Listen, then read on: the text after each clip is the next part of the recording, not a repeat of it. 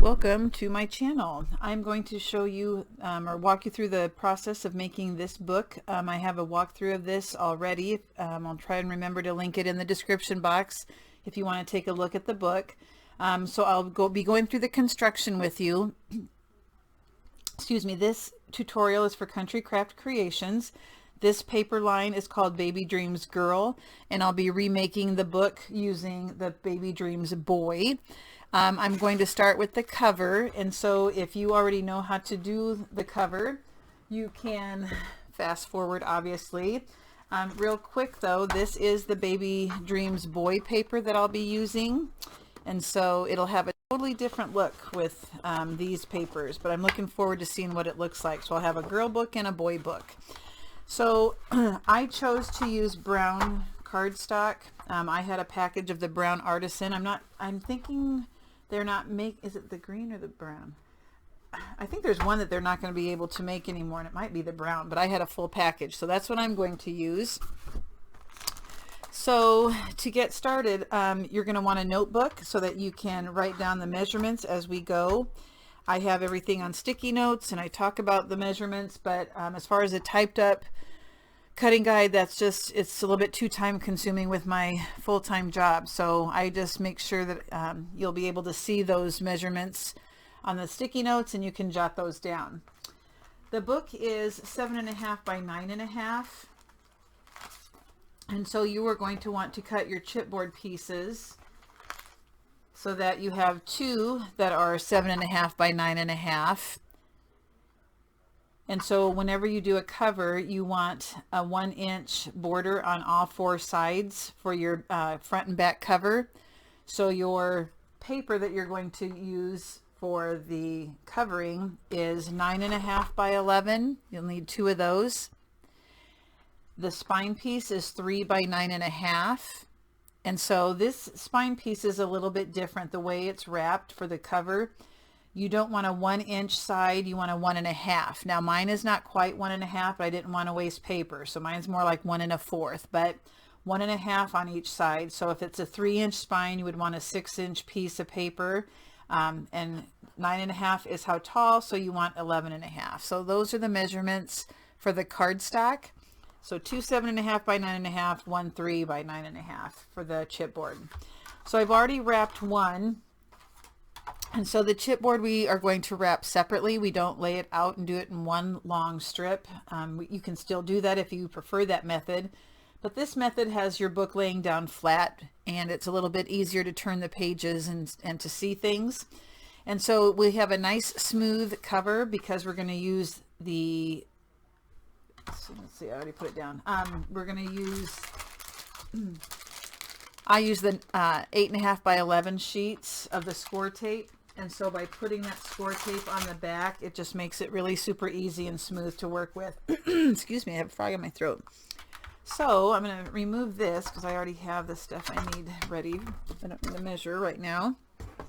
So let me show you how I do the covering of the front and back cover and the spine piece. So let's move to the cover. So you're going to place adhesive on the back, adhesive of your liking, and place it on your cardstock, again with a 1-inch border on all four sides.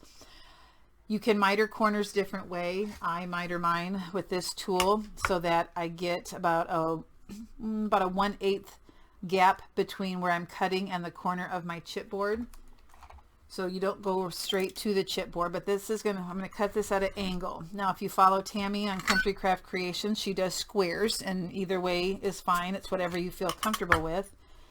Excuse me, I got that frog in my throat. So I'm just going to trim off these four corners, and I'll show you how much paper is left so that you know not to do it exactly straight, right to the chipboard. This method, you have to leave a little bit of extra. So when you take a look, you'll see that there is a little bit of paper. I did not go exactly to the chipboard corner. Once you have your mitered corners, you want to train your paper. So you just lift up the chipboard and bring it over, and then you're going to take your burnishing tool and burnish it so that when it's time to glue it down, it knows where it needs to go. Okay. And you're going to do that to all 4 sides.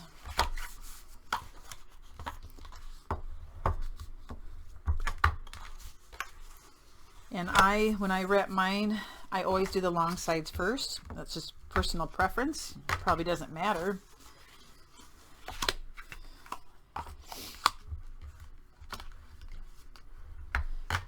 So I still use score tape along the perimeter of my chipboard. So just run a 1/4 inch piece around the perimeter.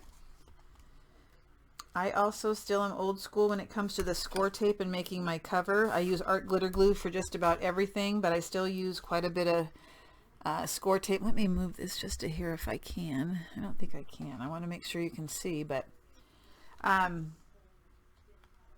use the art glitter glue for just about everything. But on the cover, I still use my score tape. So we have all 4 sides of the chipboard. Now I do run it around the outside edge of the cardstock also. I want to make sure that it lays down nice and flat. And sometimes I feel like if I don't use this and I just use the glue, that it may not lay down as flat as I would like. So just as a precaution. Now the score tape is a little bit more pricey to use than the art glitter glue, but it's not horrible. So you do get to the point where you can get through a cover pretty quick. Whenever you use your score tape, make sure you burnish it so that it adheres to the surface that you want it to stick to, so that when you lift up the backing, that your adhesive stays.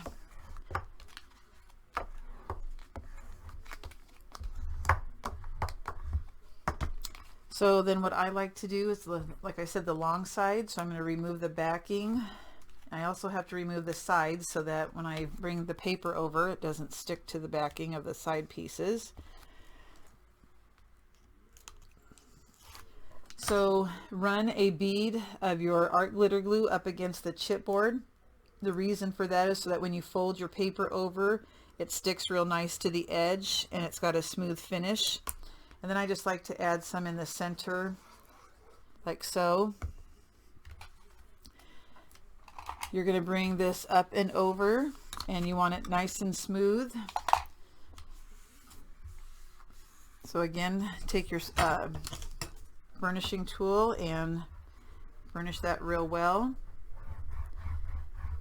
But it just lays down so nice and flat there. So then you're going to want to take your burnishing tool and go along the edge so that it adheres nicely. I'll do the opposite side.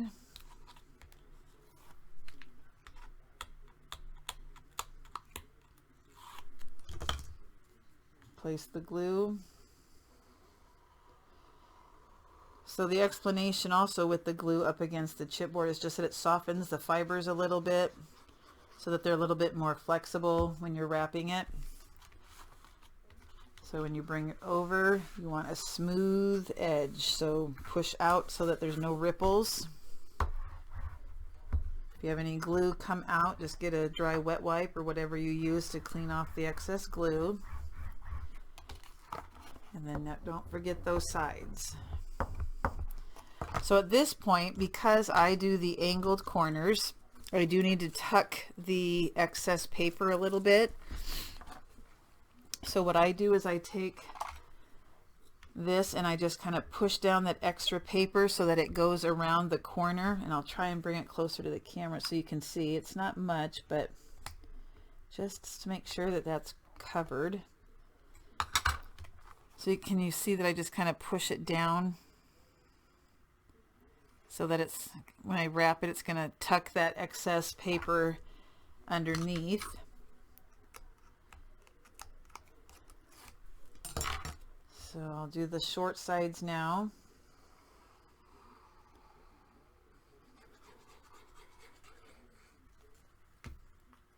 And I just like to put my fingernails there just to make sure that that paper stays down. And then go ahead and burnish that side. But I like the look of the angled corner, which I know is weird because you're going to cover it with paper anyway, but that's just what I do. And then I'm going to make sure that I get the edge. Last side.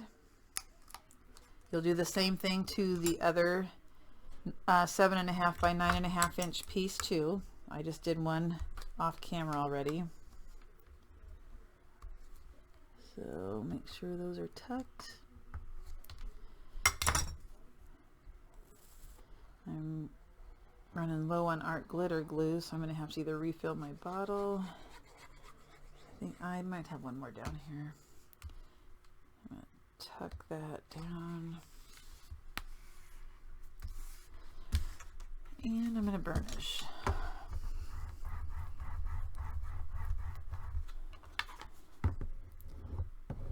So you can see how smooth it is by using the score tape sheets, and how nice and neat the corners look. You don't see any chipboard on the corners. So front and back, same way. The spine piece is a little different. So remember, our spine is 3 by 9.5, but we cut our paper 6 by 11.5. And I'm just going to put score tape on the short sides. We are going to leave the long sides open. We're not going to wrap those around the chipboard.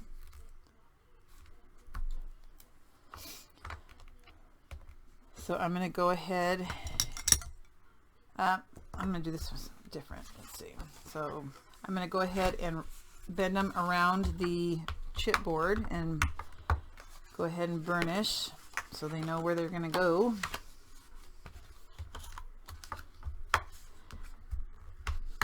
Now this is the exception. I do not do the angled, the mitered corners the same on this piece.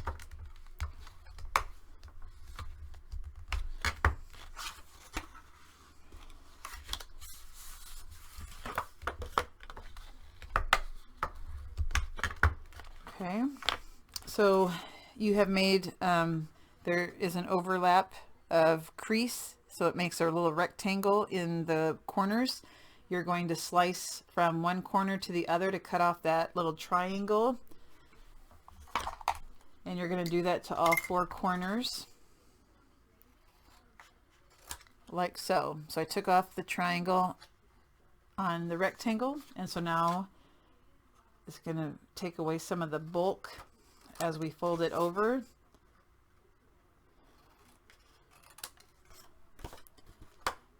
Again, there's other ways of doing this. I know that Tammy still does the squares on the corner.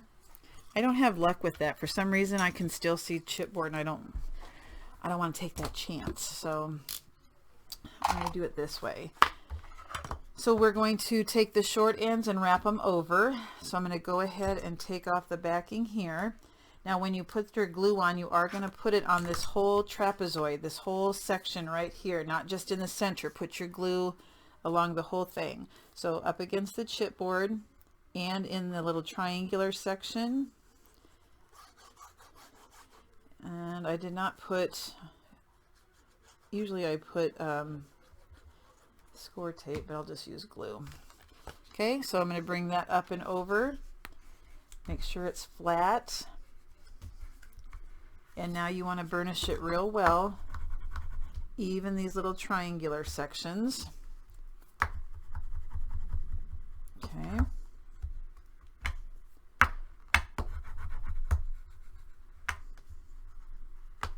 And I'm going to go ahead and burnish the edge where the chipboard is. And I'm going to do the same thing on the other end. Put glue up against the chipboard and fill in the glue on the rest of this trapezoid.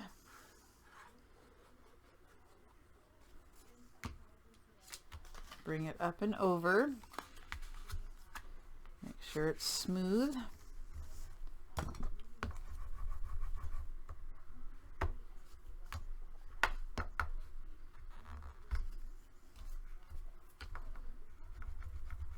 Okay. And I'm going to go ahead and do my corner or the edge. So at this point, I just got glue on there. At this point, it's pretty thick here on this 2 sides. So I am going to slightly taper. So rest your scissors on the chipboard and just cut at a slight angle. This side you're going to have to turn it over. And on the opposite ends, do the same thing. Rest your scissors on the chipboard, cut it at an angle, turn it over, rest your scissors on the chipboard, cut at an angle. That way you won't see any of the paper as we attach our books. It won't be tucking out the corners. All right, let me clean up here a second. I don't like a messy work area. Okay. All right, so we're going to take our 3 pieces and we're going to join them together to make the full cover. So we'll do one at a time. This flap, some people choose to wrap it to the outside, and if you do that, you have to be careful to make sure you give yourself a little bit of space so that you can close your book. If you put it right up against there, it will be too tight and it can tear your paper. So if you're going to wrap it to the outside, make sure you leave a little gap. I'm going to go ahead and just do it on the inside. Maybe I'll do this one on the outside just for something different. Or not. Let me see. No, I'm gonna do it to the inside. So you're going to turn these upside down so that you see the cardstock, and you're going to bump the cover right up against the spine piece. Okay, and you can go right to the chipboard, and there's a little bit of a bump there because of the chipboard that we're using, but at this point I also like to use 3 strips of score tape on the wings here. I do one on the outside, one close to the chipboard but not all the way to the chipboard, and then one in the center, and then I will fill in with some glue. Now, like I said, I ended up doing 1 1/4 instead of 1 1/2 so that I wouldn't waste the paper that I had. And you can go ahead and put your score tape on that other wing also.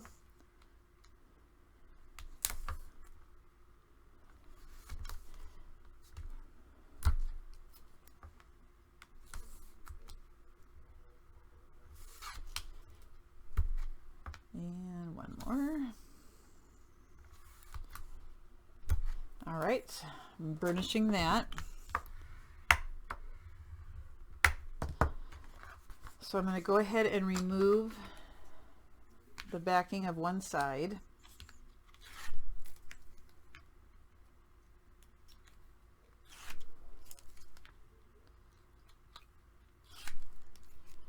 And I do want to place some glue. That kind of gives me some wiggle room too if I need to move it a little bit. And I'm going to go pretty close to the chipboard. And I'll just fill in some here in the middle. Again, just a little wiggle room.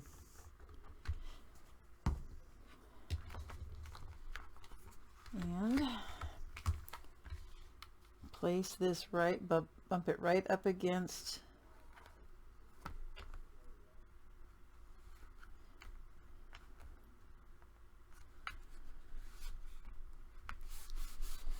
Now I do have a little bit of glue that I can see, so I'm just going to rub my dry wet wipe in that crease. Now the glue will dry clear, so that's good. And then I'm going to flip this over and just burnish, burnish, burnish. I want it to make sure it's really well adhered.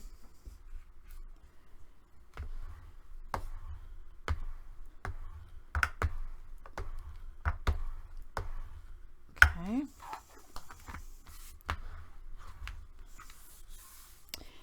Let's go ahead and attach the other side.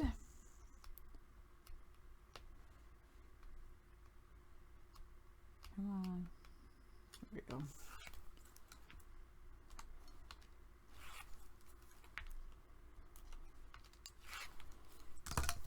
Go ahead and put some glue on there.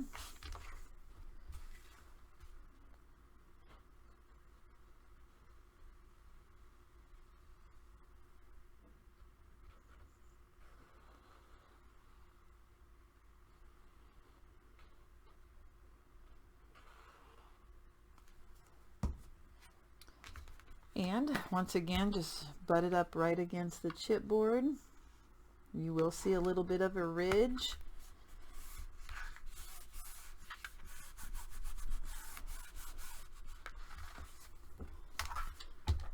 Go ahead and burnish it on the other side.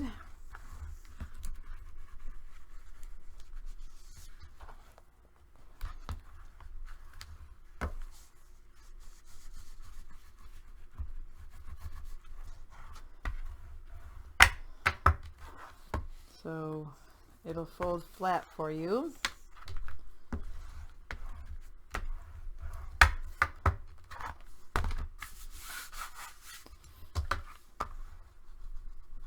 So we are going to cover that spine.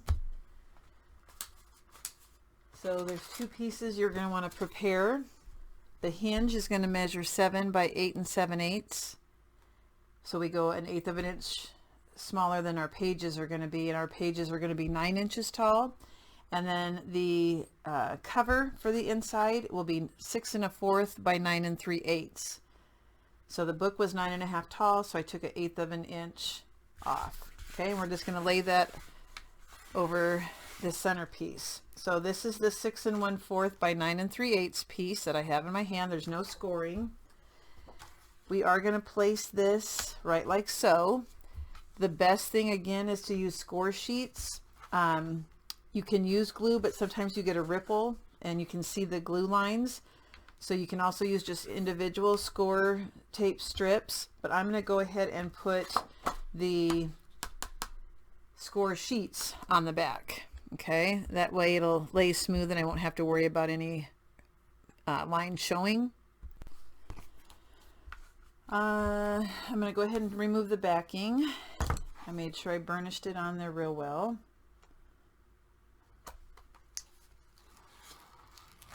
And I did a little piecing down here at the end.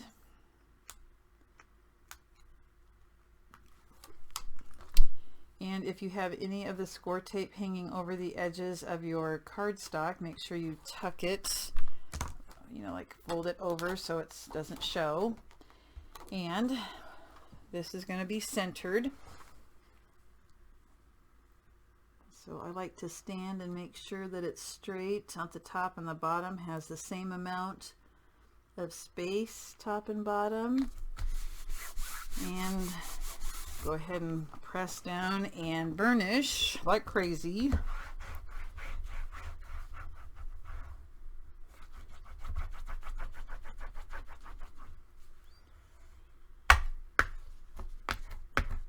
Now I'm going to give that a second. Get a good stick, and then I'm going to fold it so that I can see where the spine piece is for when we put our hinge on, and so that it starts to get that natural fold. So I'm going to kind of tuck the paper with my burnishing tool as I bend it. This is Artisan cardstock, so you can do that and be confident that you're not going to rip it. If you're using a different brand of paper, be careful. Okay, and I'll do the same thing on the other side. As I bring it up, I just tuck that paper in the crease.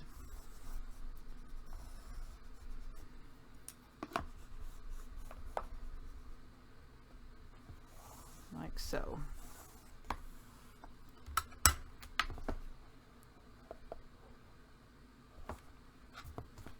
And there is our cover.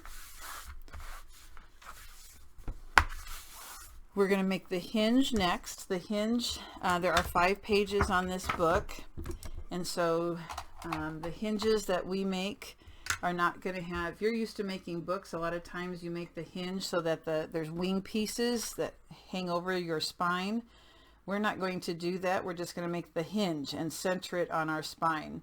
So no wings for us. So this measured 7 by 8 7/8. And you're going to place this in your scoreboard with the 7 inches across the top, and you score it every 1/2 inch until you get to the end. So you're going to start scoring I've already scored mine, but I'll show you if you're new. You place the 7 inches across the top, and every half inch you're going to score. So half, 1, 1.5, 2. Your last score mark will be at 6.5. Okay. So now it's time to form the hinges that our pages will attach to. Before I do that, I kind of want to start burnishing those score lines so that it's easier to work with.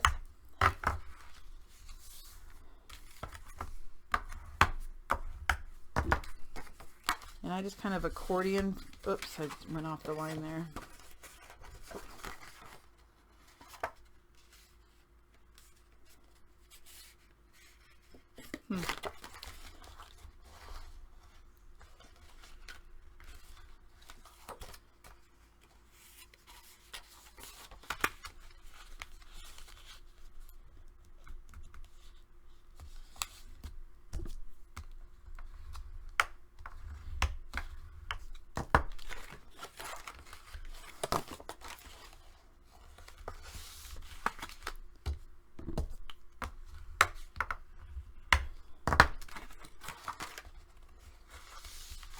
So I'm just going through and burnishing each of those half-inch score marks.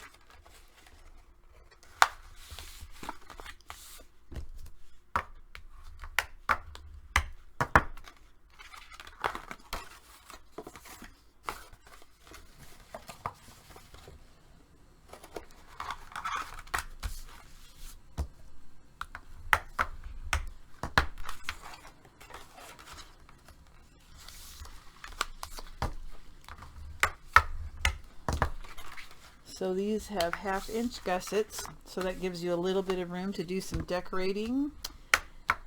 The larger the gusset, the more three-dimensional your embellishments can be.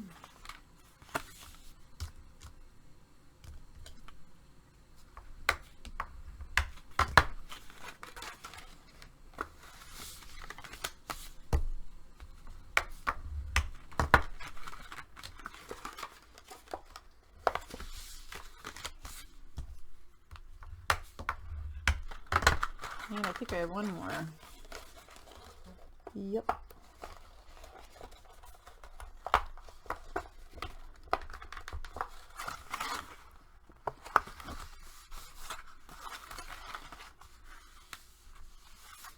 All right.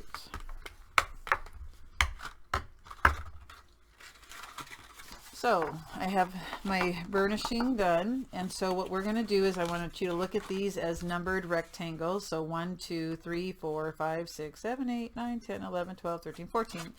You're going to start by gluing together 1 and 2. But before we do that, I want you to make sure that when you glue this together, you don't have any overlap from this end piece. So I don't have to do any trimming on this end. And on this end, I think I'm going to be okay.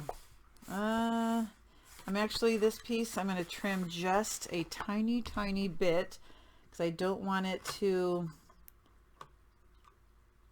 I want it to be flush with the book, so I don't want any overhang. So I'm just taking a really thin strip off.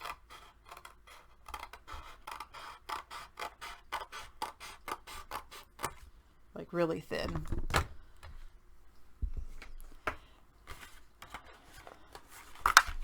Yep, I'm happy with that. Okay, so glue together rectangle 1 and 2. So I put art glitter glue on one side, like so. I'm going to pinch it so that it lays on top of rectangle 2. And I'm going to burnish it so that it sticks.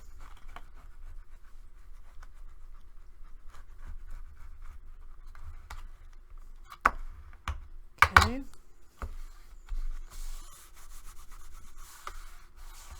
And then rectangle 3 is a gusset. Okay, so you don't glue anything to the third rectangle. So go to 4 and 5, and you're going to glue those two pieces together. And that will form our second hinge. So I'm going to go ahead and put glue.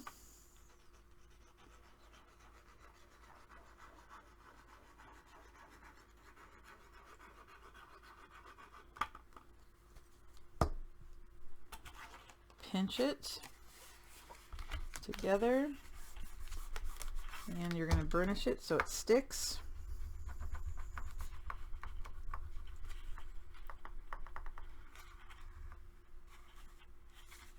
Get rid of any glue that squeezes out there. So we now have 2 hinges, like so. I have 2 hinges.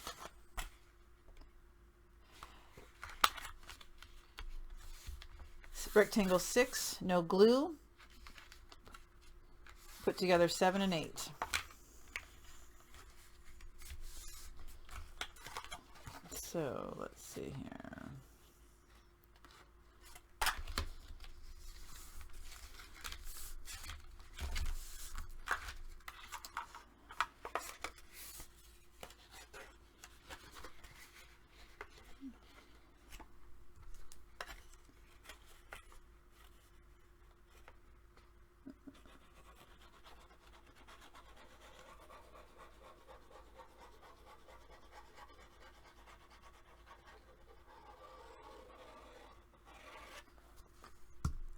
Pinch together.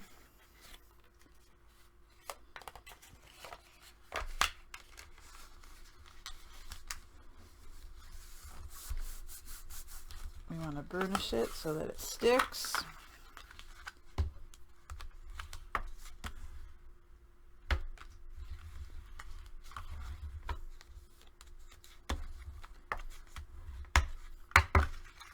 Now I have 3 hinges. So skip the next one that doesn't get any glue. So it's 2 together, 1 spaced. 2 together, leave a space.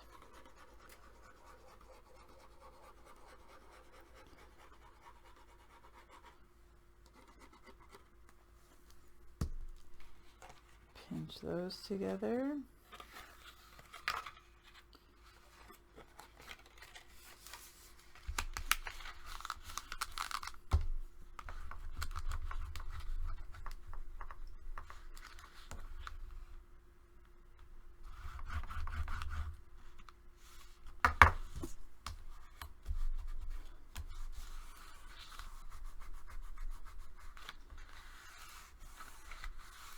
Okay, and now we're going to do the last hinge.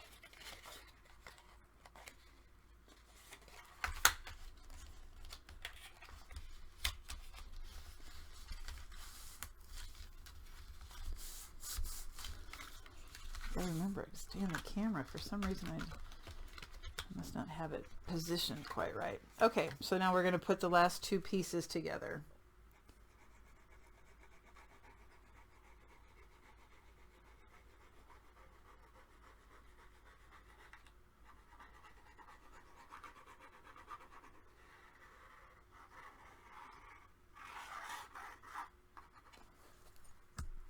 Pinch and burnish.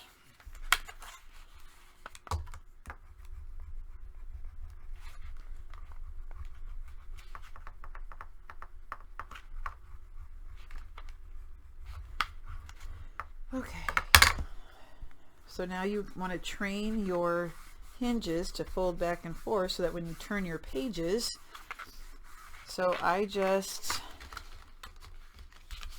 fold them back and forth. So I have my 5 hinges like so, but now I kind of push them all to one side and burnish them down,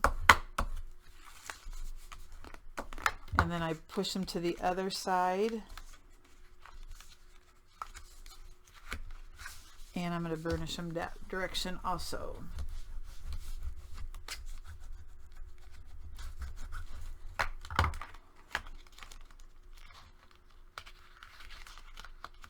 Ta-da! Okay, so at this point I am going to attach my hinge to my book.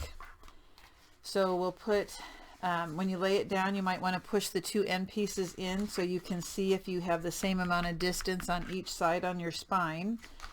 I'm just going to use art glitter glue, and I'm going to place glue, a lot of glue, be generous so that it sticks to your book.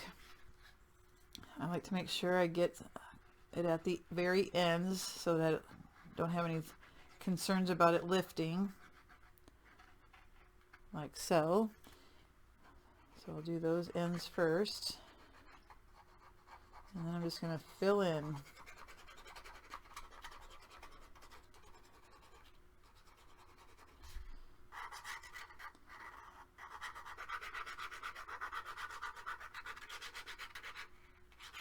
I would rather use a little bit too much than not enough on this part.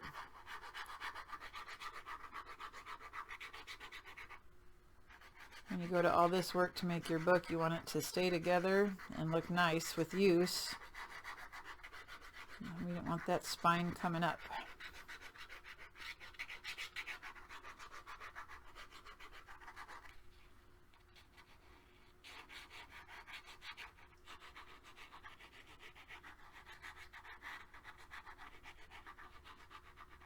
All right, that's pretty gluey. So now I'm going to, like I said, push the two hinges kind of in so I can see that I have the same amount of space on each side. Make sure top and bottom. And that's good. So I just start rubbing in between the hinges in the gusset to make sure it attaches. I do have some glue coming out, so I just want to take my dry wet wipe, try and get that wiped up. It does dry clear though.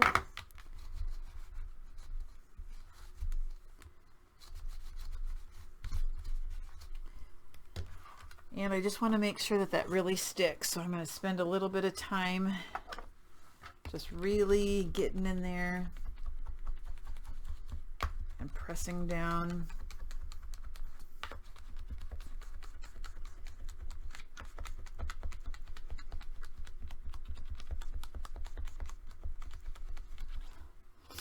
All right.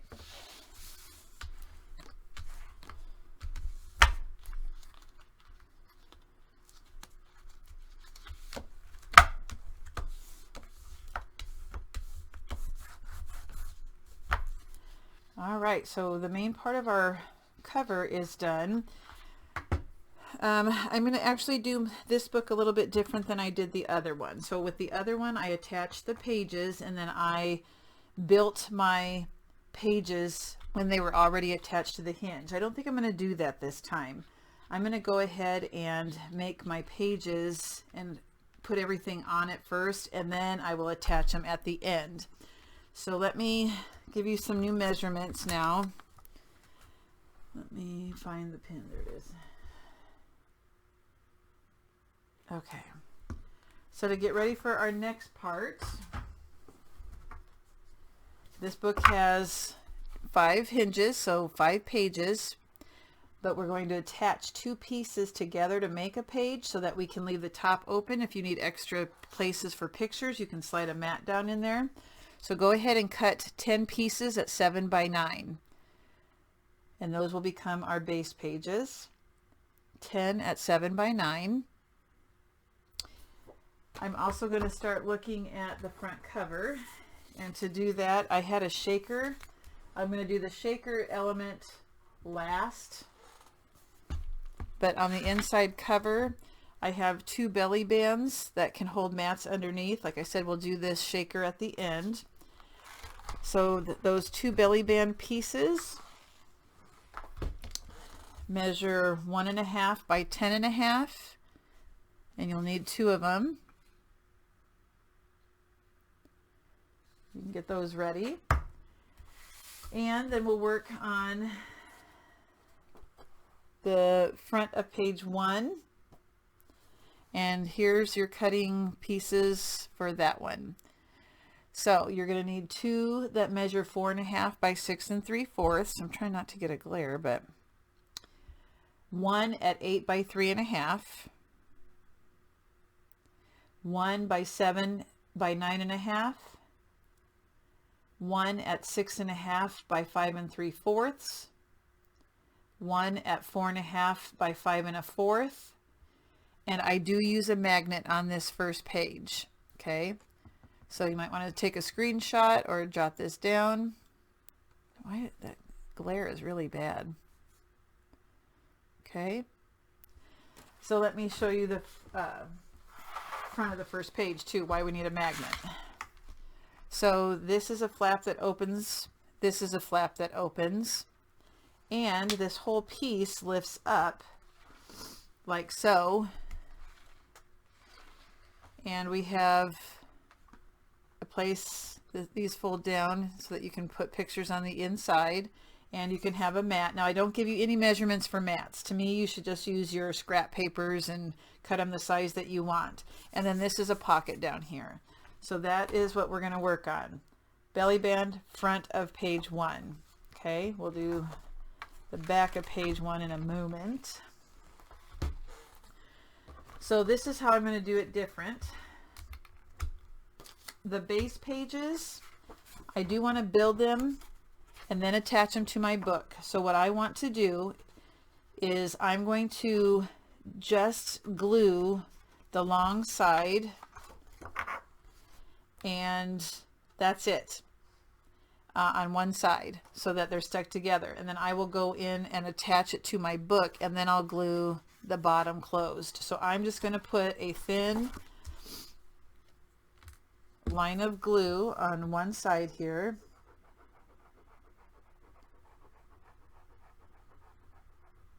Now the important thing will be that as you're working, you want to make sure that you have the open part on the right place so that you can attach it to your hinge correctly. So I'm just going to combine, I gotta lift them up. I'm going to combine these, make sure they're even, and burnish.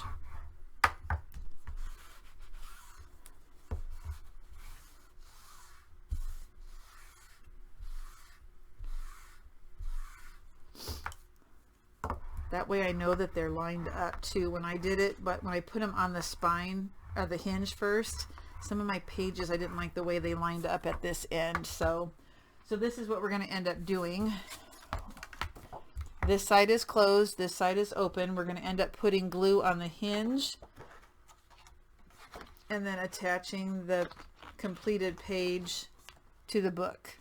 Okay, like so. That's how I'm going to do it this time. So if you would like, go ahead and do all 5 pages by just gluing 2 pieces together on one long side. So I'll do one more to show you what I'm talking about. Place glue on the long side, just on one. And I'm going to pick it up to make sure that they line up, and then burnish it so that it stays together. Do that to all 10 pieces so that you end up with 5 pages. Once you have your 5 pages put together, let's go ahead and start doing our scoring for the pieces that we cut for the inside front cover and the front of page 1. So the 2 belly bands that measure 1.5 by 10.5, you're going to score at 1/2 inch on each end.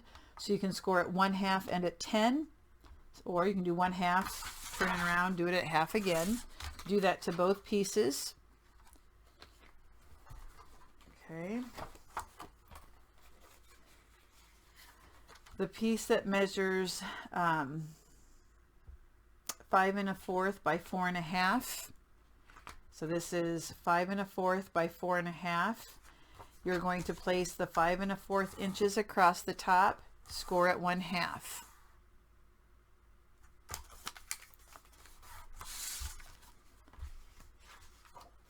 Find your piece that measures 6 1/2 by 5 3/4.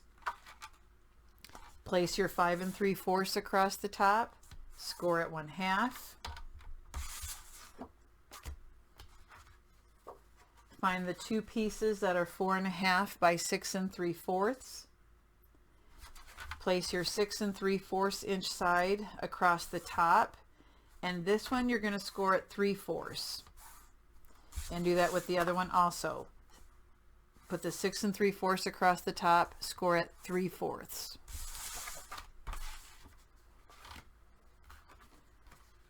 The piece that measures 8 by 3 1/2, we're going to score at 1/2 inch on 3 of the sides. So score it with the 8 inches across the top, score it half, rotate it once, score it half, rotate it once, score it half. And then the last piece, the one that measured 7 by 9.5, place the 9.5 inches across the top, score it 1/2. Okay, so now it's time to burnish and do a little bit of mitering here and there. So I'm going to start with this large piece, and this piece we do want to miter the ends. So we're going to go ahead and burnish it first. And then you're going to taper or miter by taking a little triangle off at the end, like so. Okay, set that aside. Go ahead and burnish the other ones with the score lines. Now this one you really don't have to taper because it's going to be on the inside of your book in the middle of the page, so you don't have to worry about it hanging over. So I'm not going to miter the other one here, and I'm not going to miter this one either.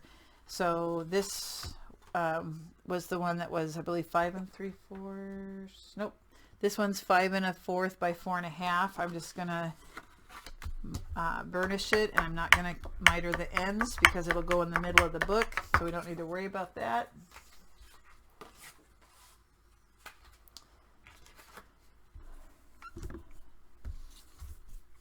The 3.5 by 8 piece, I do want to taper at the top, on both sides at the top. Down at the bottom where we had overlapping lines, we're going to cut out these squares at an angle. We don't want to cut off this corner, so you just go straight across like so. And do that on the other corner also. So after I cut them, then I go ahead and burnish that one.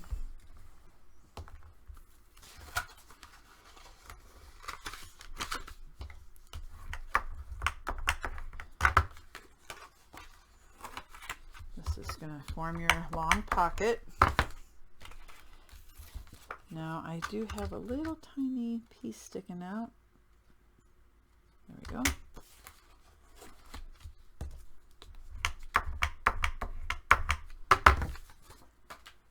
The two pieces that had 3 3/4 for your score, I'm going to burnish those.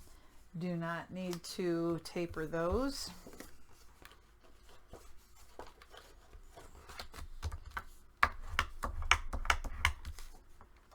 And then your belly bands, go ahead and burnish those. And again, you do not need to taper those.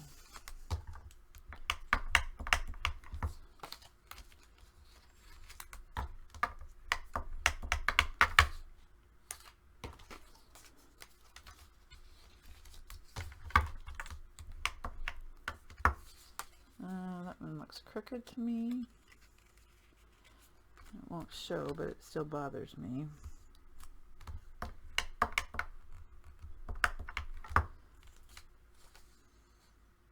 Oh, that's why I did it the opposite direction.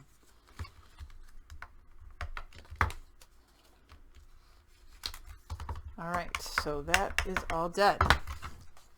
So now you have a decision to make. So on this book that I made, I used this new shimmer Artisan cardstock, and I really liked the shine, so I did not want to cover it all up. So I placed a piece of that paper on the inside cover. So if our book is 7.5 by 9.5 on the cover, you're going to want to take a piece that's 7 3/8 by 9 3/8 and glue it on here. After we put the belly bands on, so you might want to decide now, do you want it to be a plain sheet, and then I did some fussy cutting of the paper and just put it on the corners. I'm going to just use I'm just going to use one of the sheets of paper because I know I have enough now. So I'm going to cover it with pattern paper after I put the belly bands on. It's totally up to you how you want to cover this inside cover. So let's go ahead and attach the belly band pieces. So if you are a measuring person, we do want to center them. So do a dry fit right now. Just make sure that your belly bands do not go above and below your cover. They should go top to bottom, but not overhang. Okay. And if our book cover is 7.5, I like to go in about 1.5 inches, or was it an inch? Let's see. Yep, 1.5 inches. So at 1.5 inches in, I'm going to glue this down. So 1.5 inches from the end, and I'll just do one side here, one at a time.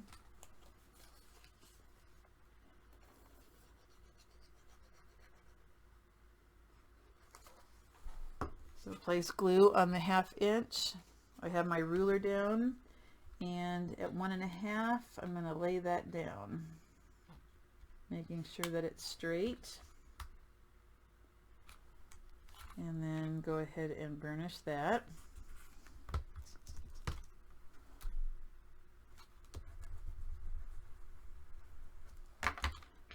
Go ahead and make sure I get the excess glue off on this one.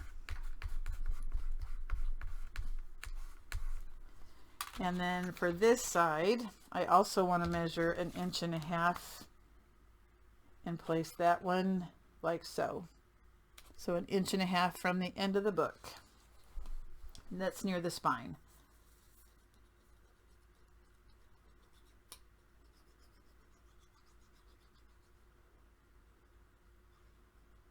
And again, we'll do the shaker at the end. And I just want to lay that at the edge of my book.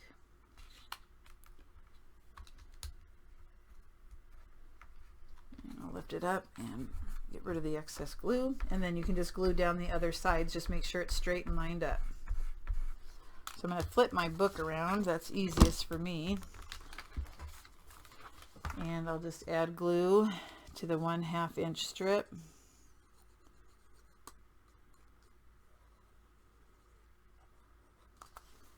And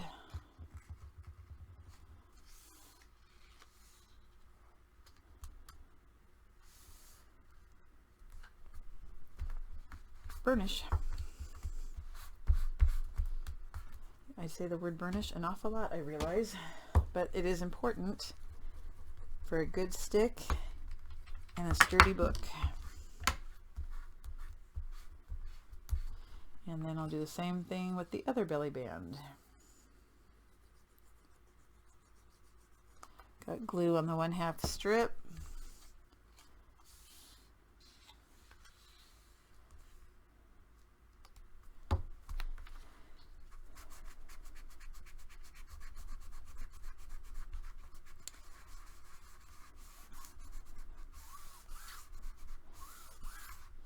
All right, so you will want to, now when I do my matting, I do 1/8 of an inch smaller than my paper. So if these are 1.5, I would do 1 3/8 wide. And were these 1.5? I don't remember. I think so. I better check. Or were they 1 1/4? Nope, they're 1.5. So 1 3/8, and then because they measure 9.5, I would do 9 3/8. So I'd put pattern paper on the top. I would also, before we end up doing our shaker element, you're going to want to decide what you want on the actual cover, if you want solid or if you want your pattern paper, and you'll slide that under and glue it down. But you have to put these on first so that you don't see those little 1/2 inch tabs. Okay, so that's all I'm going to do with the front cover for right now. So I'm going to grab, this is my 7 by 9.5 inch piece. Yep, that we scored at 1/2. That's going to be at the top as I'm working on it. I'm going to have my magnets laying out so that I don't forget to add them. And for this, we are going to place the two pieces, two flaps. So I have one, this one was the one that measured 5 3/4 by 6 1/2. We scored it at a half. Double check the opening. We want the opening of our book. Oh no, sorry, I'm looking at the wrong thing. I lied, ignore me for right now. This is the flap. So we're just going to center it on here. You can measure it if you want, but I am just going to eyeball it. So I'm going to place glue on the 1/2 inch strip.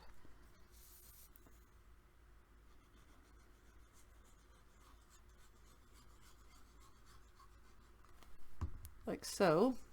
I'm going to turn this sideways so that it's easier for me to work with. And I'm just going to eyeball it. I'm going to try and center it. You take it all the way to the edge. And that's close enough for I'm not that picky about things like that. I'm picky about a lot of things, but this one I'm not. And then go ahead and open it up in case you had glue come out. Wipe that off.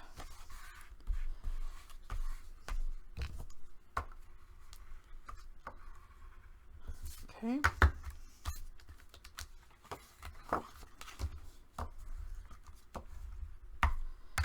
So there's the one flap, and now we're going to turn and do the other flap so that it's centered on top of the one we just laid down.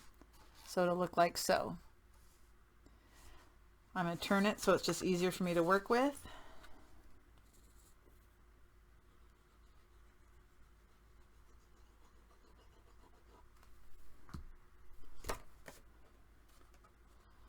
Take it all the way to the end. And center it if you want it centered. If you want it off centered, that's totally fine too. It's whatever look you like.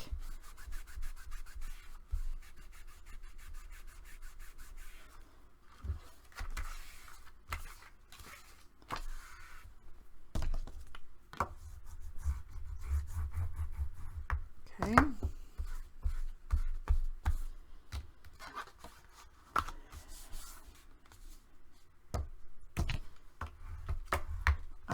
So we have a magnet.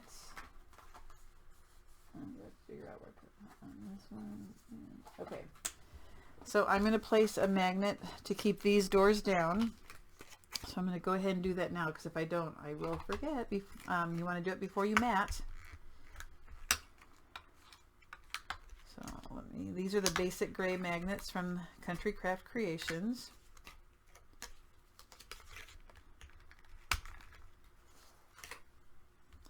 And I'm going to put them together. So I'm going to place one magnet on the back of this door. So I'll go ahead and take the backing off of one of them.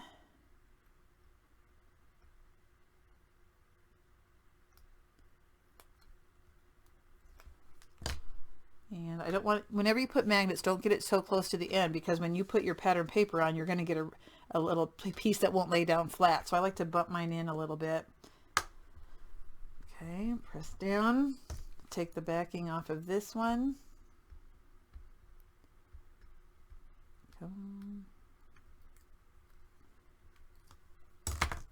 Close your door, press down, and I like to put a 1/4 inch strip of score tape so it doesn't move.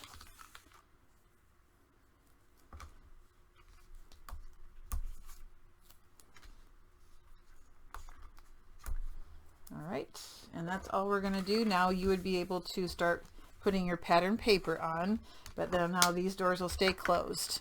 Okay, so let's get a base page. Make sure it is open on the left hand side, the side that's going to be attached to the hinge. And we are going to attach this page that we just worked with on top of a base page.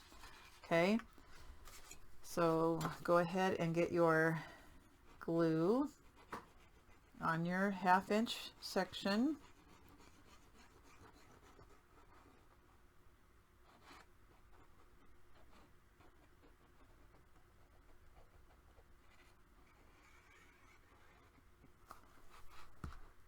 Like so. And It's open on the left. Double check. I'm going to place it at the top because these should be the same exact measurement, 7 across and 9 long. So it should line up just perfect. Go ahead and open it up and burnish that and get rid of any excess glue.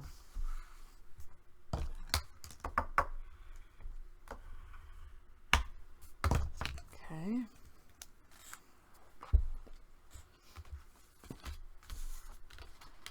So when we open our book, we have a pocket down here.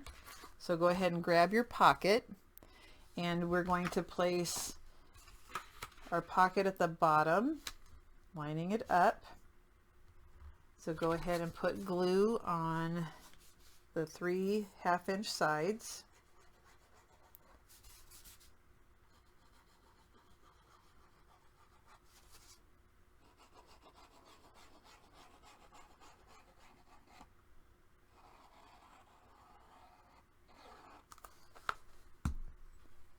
And double check the bottom and side to side.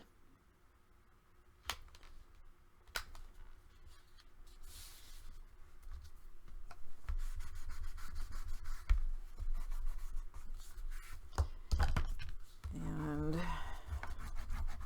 adhere it real well.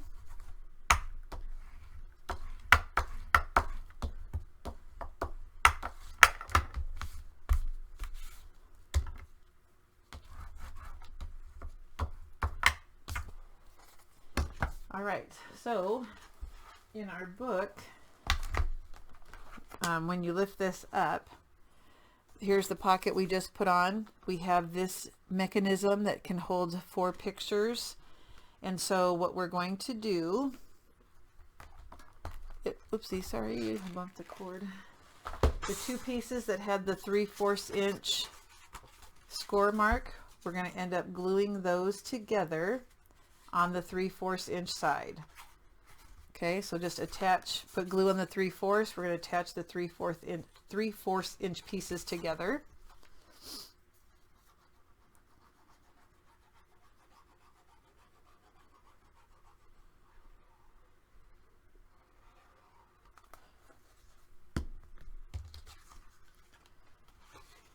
I'm going to stand it up, make sure that they line up.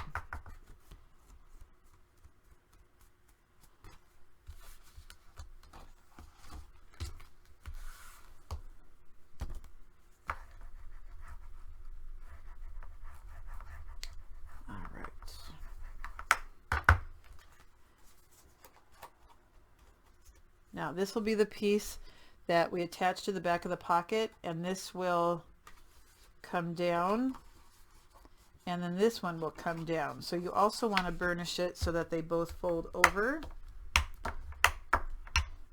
And if it bothers you if they don't line up exactly because they've been glued together, you might have like a little bit of overhang. Go ahead and trim that off if it bothers you. It does not bother me. Mine doesn't really show at all. So now if you want to, if you're the type of person who likes to put their pattern paper on first, go ahead. But what we're going to do is attach the 3/4 inch piece to the bottom, the underneath side of this pocket. So I'm going to put glue on the outside of this 3/4 inch strip, and I'm going to place the glue, and it'll attach to the underneath side of the pocket. And we want to make sure that our page lays down, and mine does, so I cut it right. I just double check one more time. I'm actually going to take like a hair off, just a smidge.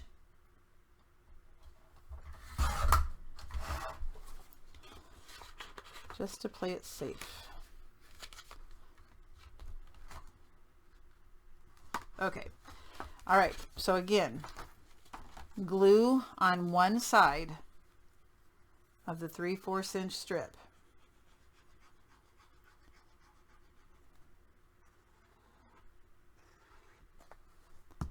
You're going to put it in, slide it under the pocket, and glue it to the top or the underneath of the pocket.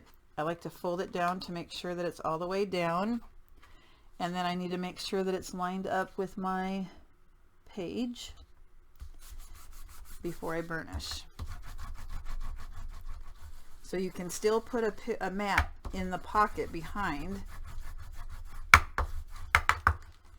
so it will bring 1 down, 2 down, and there you go.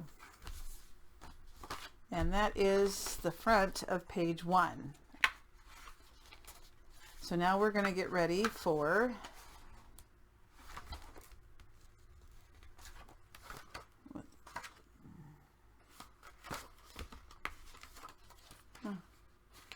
we're going to get ready for the back. Let me show you what the back looks like so you know what we're going to get ready. It is kind of nice having a book already made so you can refer to it as you're doing the tutorial. So this is actually a belly band, so you can tuck things underneath. This comes down and you have a waterfall where you can put pictures. That's what we're going to do next on the back of page 1.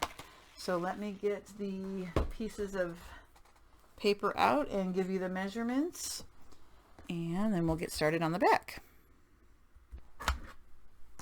The back of page 1. The paper sizes you need, you're going to need one at 5 by 10, 5 at 5 by 6 3/4, 1 at 5 by 9.5, and you're going to need another set of magnets. So go ahead and either write that down or screenshot it. Oh, I got something in my eye. Ow, ow, ow. Okay, so the scoring on the piece that measures 5 by 10, you're going to score at 1/2 inch. Turn it 1/2 inch, or you can just score it at 1/2 and 9.5. Okay, so 1/2 inch on each end. The piece that measures 5 by 9.5, put the 9.5 inches across the top, score it 1/2. And all the 5 pieces that measured 5 by 6 3/4, place the 6 3/4 across the top, score it 1/2. Burnish all of your score marks. The only one we need to taper was the 5 by 9.5, where we have that 1/2 inch on one side. Go ahead and slightly taper.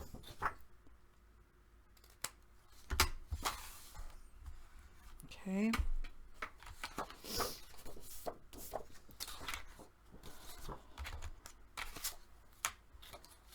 All right, so when I do my waterfall, I like to use my scoreboard to help keep everything lined up, and I am going to turn it so that it is easier for me to line things up. So I have my 1/2 inch pieces tucked under, and I'm going to lay that piece down. This was the one that was 10 inches long. And you're going to take one of your flip pages, and you're going to glue that 1/2 inch strip all the way to the top and line it up so that it lines up top and side to side. Okay. Now when you do that, you do not taper these. You leave these intact. Okay. So I'm going to go ahead and use my scoreboard.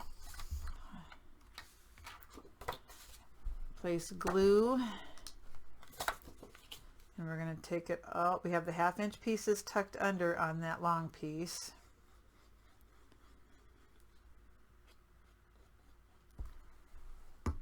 Okay, and I'm going to line it up right against the top and check your sides.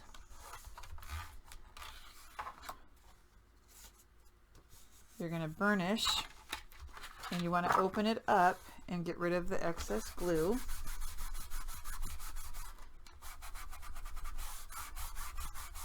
And we don't want a cattywampus waterfall, so we want to make sure that it stays lined up.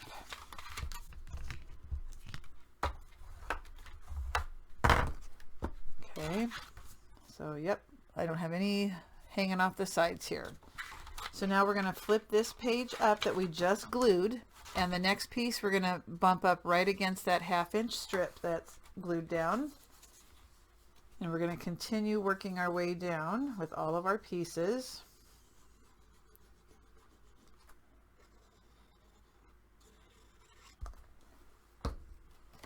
Okay, so got my glue on my 1/2 inch. I'm going to butt it up against that 1/2 inch score, the piece that we laid down. Check the sides, burnish, lift it up, get rid of any excess glue.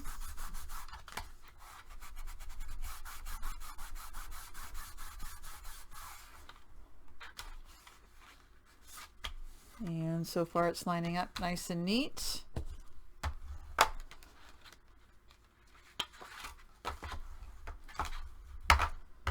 I'm going to open up that flap, and we're going to place the next piece right up against the next 1/2 inch.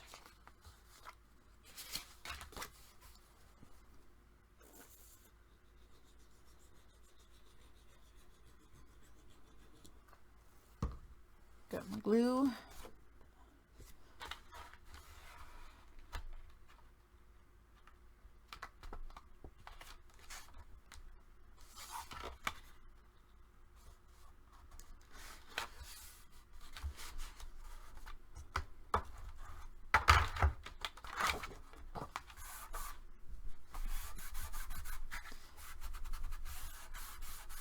So these will fit your 4x6 pictures. Then I like to continue to burnish them over and over to make sure it lays down flat. Now I lift up the one we just put down. We got 2 left.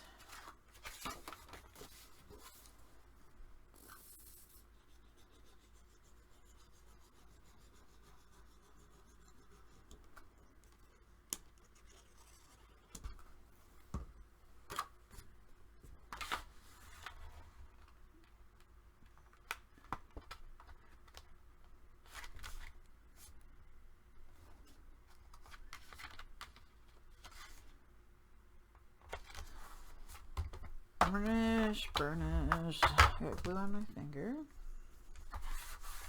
Lift it up.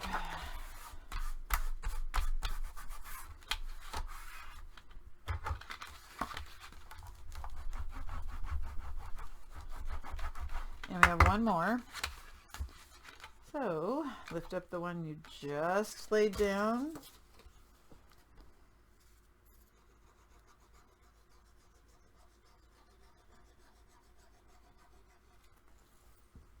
And the last one goes down.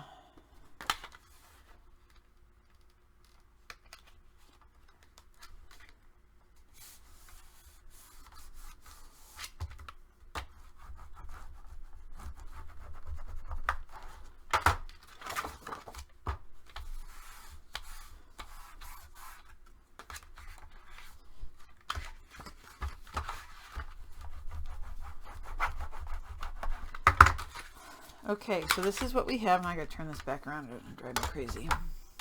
So we have our waterfall, we have our belly band, so that when we attach it, we can slide mats underneath. But I have this flap, and I want my flap to open by coming down. So if you prefer to have yours the other way and your flap goes up, then your waterfall would come down instead. I want the flap to come down. Okay, now this is the one that we tapered a little bit. And I'm just going to put glue and glue it to the bottom and just make sure it's lined up. And then we'll put our magnets on before we put our pattern paper on so we don't forget.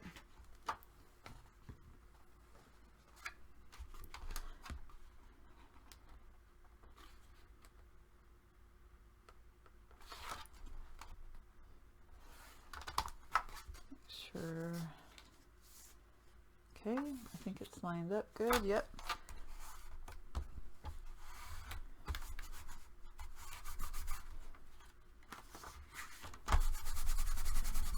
Oops.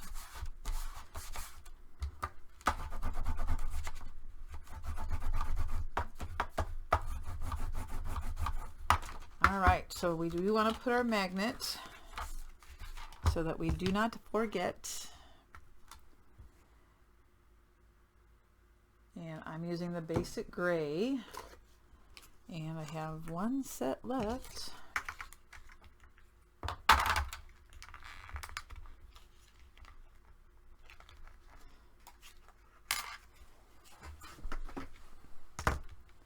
Put your magnets together, and you're going to put one on the top flap and then this long one that closes. Again, you don't want it way up here so that when you put your pattern paper that the paper doesn't lay down. You want to bring it down. Okay, so I'm going to go ahead and take off the backing of one.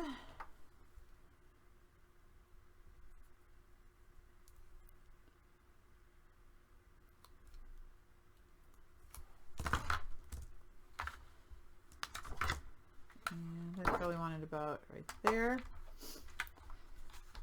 So then I'll take this backing off, and then I'll close the flap so that it sticks to the other piece.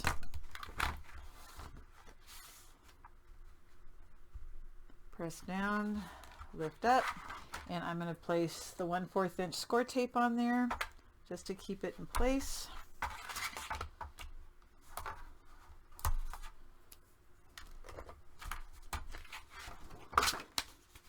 And now get your base page number 1. Remember, it's open on the left. So now we're going to turn it over so the opening is now on the right, and we're going to glue this in the center of the page. If you were to measure, let's see, well, this is 5 and this is 7, so you want an inch on each side. That makes sense. Okay, so I'm just going to do one end first.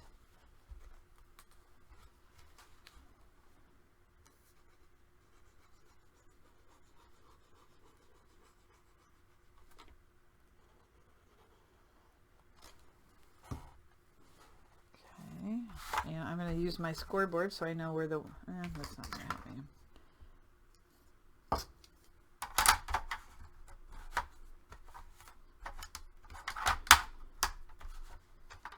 Okay, so 1 inch in.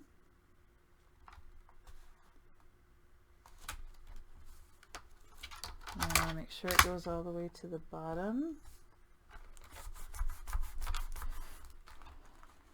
And as always, get that excess glue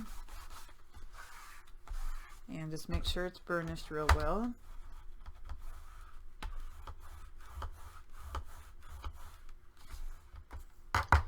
And now we will put the other side down. Yep, I'm running out of glue.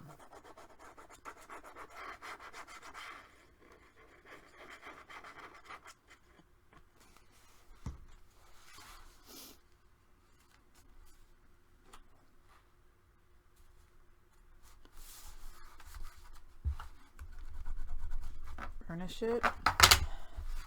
Now you might want to put something underneath to make sure, I'll show you in just a second, that your page isn't sticking.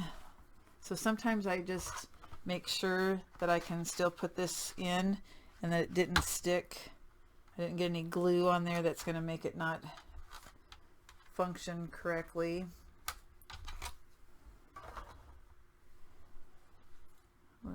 There it is.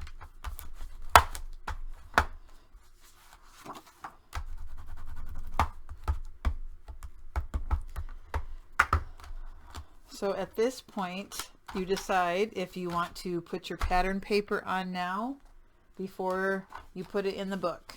Okay, but page 1 is done front and back. And I'm going to set that off to the side, and we are going to get ready for page 2. And on page 2, excuse me. So page 2 is a flap and an like a crisscross pocket on the front, and on the back I have a flap that has staggered pockets, and a large pocket here. So if you have an envelope punch board, I did do some notching. So if you have one, you might want to get that out. I put my mats in at the end after I had all my book made, so I knew what pieces I had left over. Same way with the tag, I did end up having enough, so I made that long tag. Again, you can just use your scraps for that. So we're going to get the pieces cut for the front and back of page 2. Page 2 pieces. Obviously you'll need one of the base pages that we glued together on one end, but you are going to need for the front a 6.5 by 5 inch piece and a 5 by 7. This is for the front of page 2. And the back of page 2, you're going to need one that's I need to quit using pink paper. One that's 5 by 9 and 3 that are 5.5 by 3. So the front of page 2, the piece that was 5 by 7, you're going to place the 5 inches across the top of your scoreboard and score at 1/2. And we are going to miter those corners, or we're going to angle off the 1/2 inch here. Okay, so there's that. Now the piece that is 6.5 by 5. Oh no, did I do the wrong one? That's 5 by 7. I'm gonna have to cut another piece. I cut the wrong one. This was my 6.5, but maybe, hold on, let me check. Yes, I did it wrong. It's your 5 by 7, and I put the wrong one in the board, so I'm gonna cut another one. 5 by 7, 5 across, 5 at the top of your scoreboard, miter. So I'm going to need another 6.5 by 5 piece. Okay, so the 6.5 by 5 piece, we're not going to do any scoring first. We're going to do some cutting first. So this is going to become our crisscross pocket. So we're going to put this in our cutter and cut from one corner to the opposite corner. So with the 6.5 inches across the top, I'm going to go from the top left to the bottom right. So let me place that in my cutter and show you what you'll get. You'll get 2 triangles. I can't see. Let's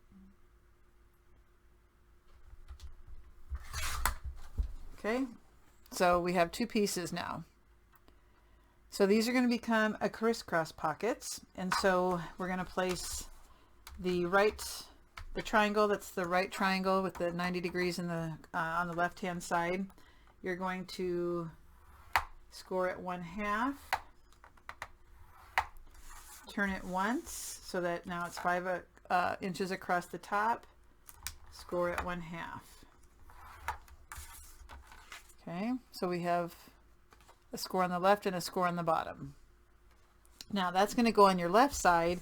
You need one on the right side also. So what we're going to do is I'm going to place the other one on the other end of my scoreboard. So it is the 6.5 going across the top, and then it's 5 going up and down. I'm going to score at 11.5. I'm going to turn it once and score it 1/2 again. Okay, I'm going to move those to the side just for a little bit so we can do the scoring on our other pieces. So this is the pieces that are on the back of page 2. So the piece that measures 5 by 9, place your 5 inches across the top of your scoreboard and score at 1/2. Take one of your 3 by 5.5 pieces, just one, and place the 5.5 inches across the top, score at 1/2. Rotate it once so that 3 inches is across the top, score at 1/2. Rotate it one more time, score at 1/2. The other 2 we're going to do differently. So place the 5.5 inches across the top, score at 1/2 and at 5. Okay. Now we're going to need to put this with the 3 inches across the top. You're going to measure over 1 inch and just put a tick mark with your scoring tool to the score line. Flip it upside down, do the same thing. 1 inch, make an indentation with your scoring tool to that 1/2 inch score. So it will look like this. Okay, do that to the other two, so you have 2 of them. All right, so now we can move our scoreboard. And I'm going to work with my base page is open to the left. I have already mitered and burnished the 5x7. The triangles, we're going to go ahead and burnish them on the score marks. And you're going to notice that when we do that, we have a little overhang. We're going to snip that off, like so. Same way with the bottom. When we burnish it, there's that little piece that hangs off the end. I'm going to trim that off, like so. I'm going to take out the corner by cutting straight across and do the same thing to the other piece.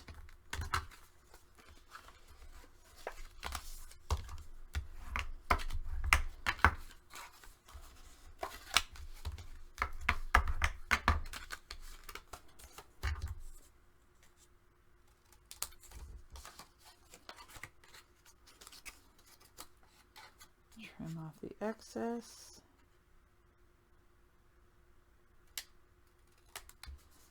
And take out that square in the corner where the lines overlap or intersect. And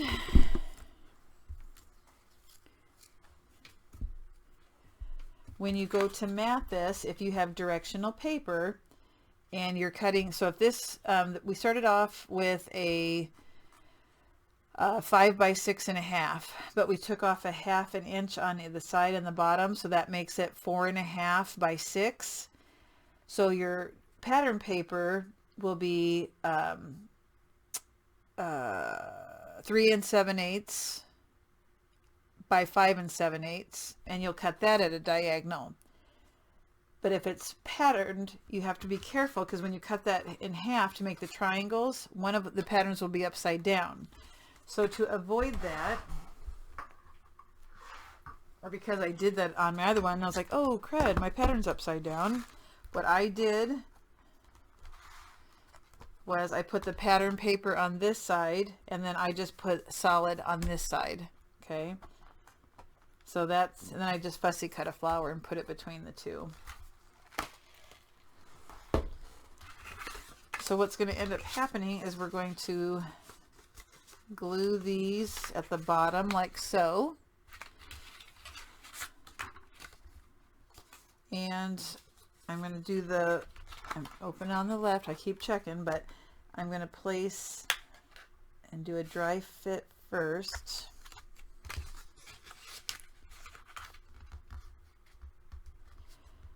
So when you do this, it kind of buckles when you put them together. It doesn't, you have a little bit of a,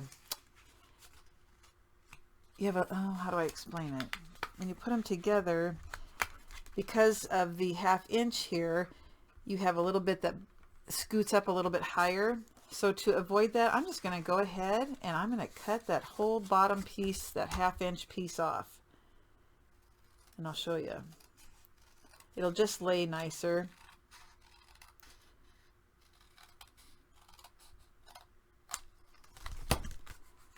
So the one that's on the right hand side, I cut off the bottom half so that it'll sit inside of here and it will be more uniform. It'll sit nicer. Okay. And then we'll just put glue on the bottom of this side right here. So this side is still intact though. Let's go ahead and And you don't have to do that if that little puckering doesn't bother you, but it does bother me. So I had to get rid of it. And glue on the bottom 1/2 inch.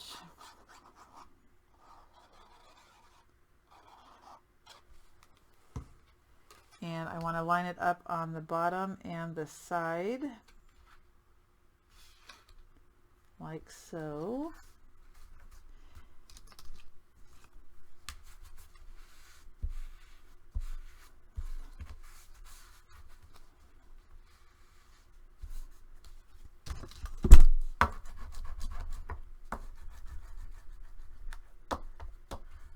And I got some glue coming out.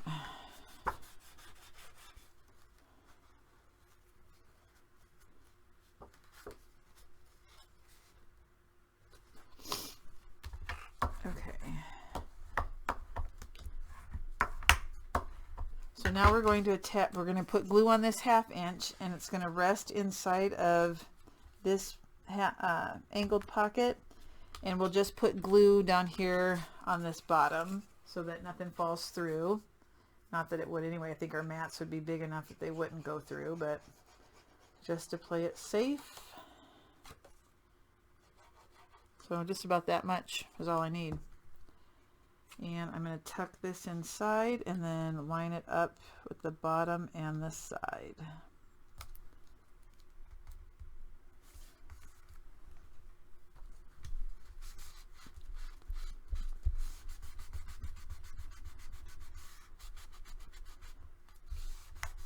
And some people mat it ahead of time. I don't need to, the way I'm going to do it. So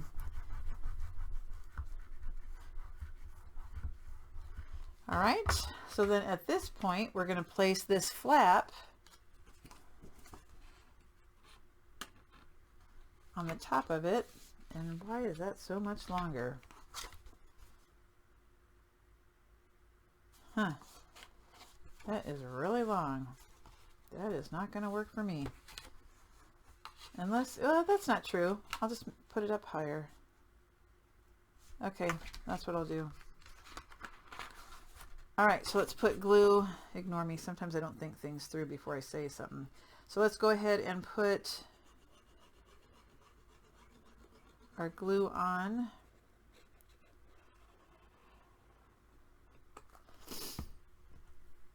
And I'm going to stand this up so I can get it at the right place. And then I'm going to tuck that underneath and burnish.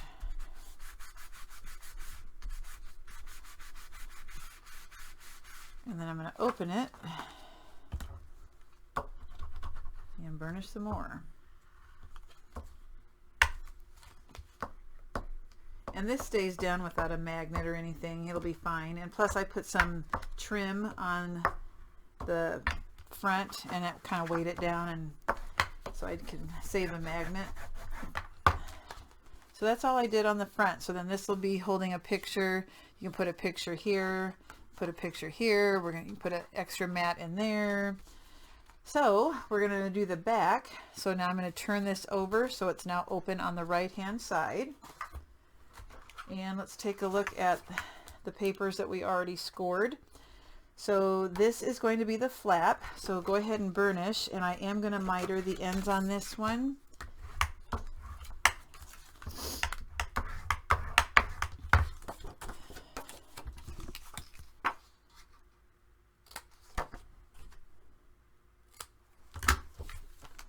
Okay.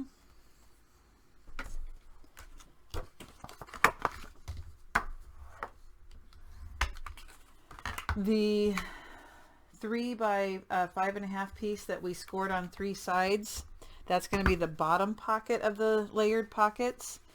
I am not going to miter at the top, but I am going to take out the corners on the bottom at an angle and burnish.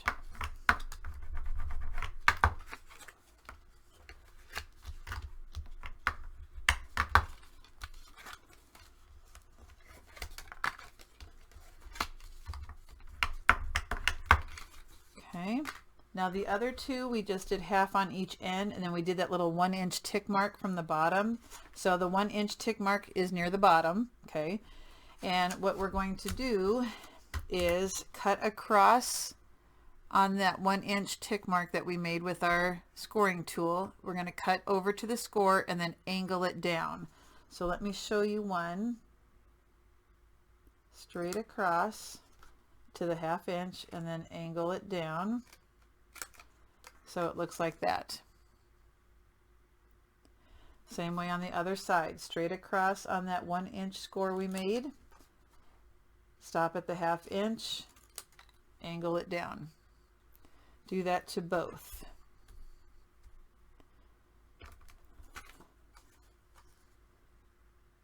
Straight, angle, straight over, angle. Let me get my scraps out of the way. So at this point, well, let me go ahead and burnish my score marks. You might want to get your punch board handy or a circle punch so that you can do a finger hole, so that's easy to take things in and out of the pockets.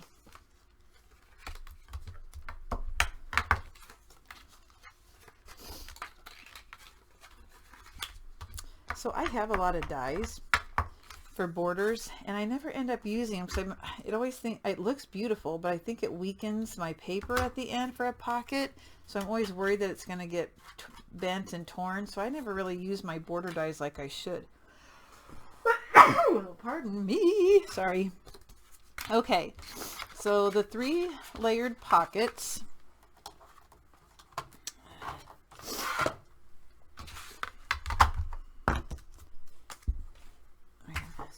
Way here. Okay, so with the 1/2 inch pieces to the back, when you put this in your punch board, this now measures 4 1/2, and half of 4 1/2 is 2 1/4.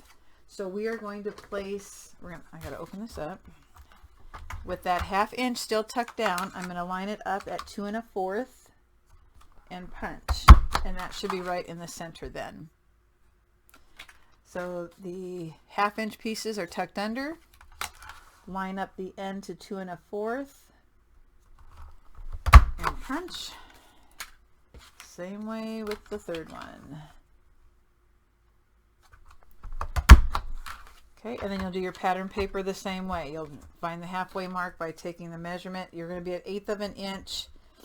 1/8 of an inch smaller on your matte paper, the pattern paper, so you have to go a 1/16 of an inch smaller. So just move it a little bit to the right when you're doing the punch board for the pattern paper.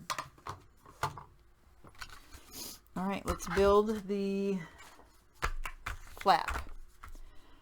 Starting with the pocket that has the 3 scored sides, that's going to be at the bottom, like so. So let's go ahead and place glue on the 1/2 inch pieces.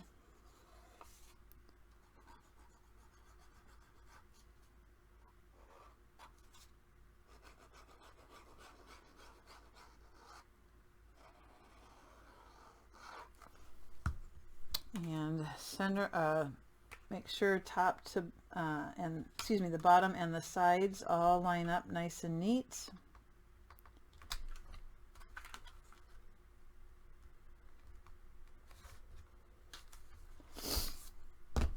And you guessed it, burnish.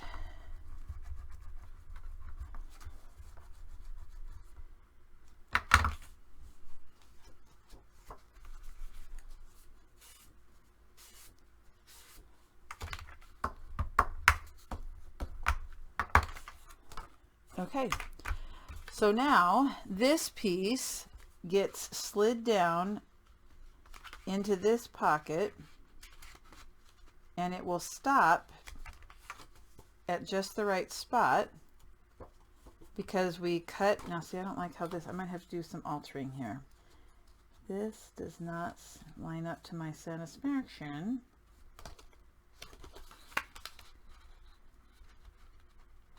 I'm going to have to do just a little adjustment. I'm going to score this just a hair over because mine doesn't line up exactly right. So I'm just going to make a little, move this over and just make a little extra score and try that.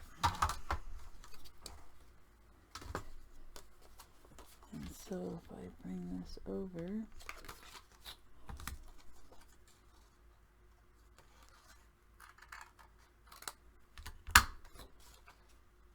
so I always do a dry fit for stuff like this, just to make sure. Now my pocket's going to be off a little bit where my hole is, my punch board part, but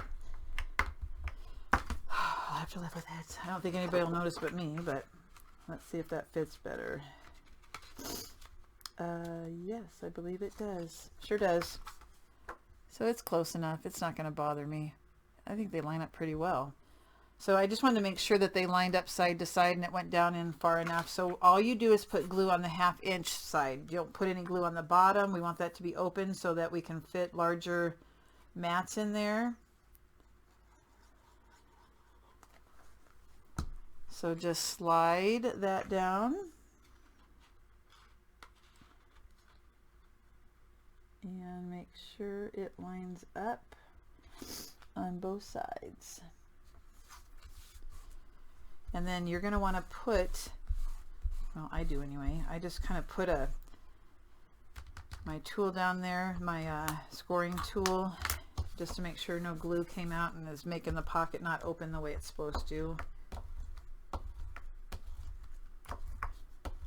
So I just want to make sure that, yep.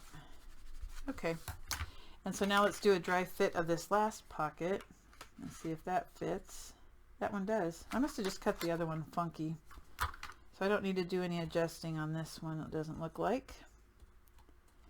So let's just put our glue on.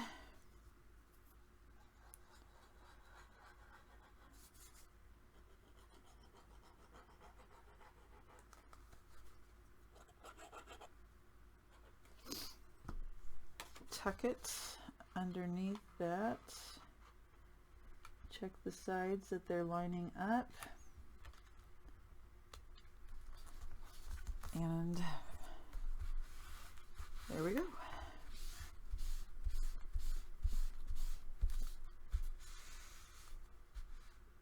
You know what? I need to cut one more piece. I forgot there's a pocket. We're not done with cutting our pieces for page 2. I forgot to have a, what did I forget? So this, we have to cut this piece, right? Oh, I'm sorry. We have to cut this piece. I forgot to have you cut that. And I forgot to cut it myself. Okay. So remember, this is the front of page 2. It opened on the left to attach to the hinge. We're turning it over. This is going to attach to the left-hand side, but it's opened on the right, remember. So let's go ahead and place glue.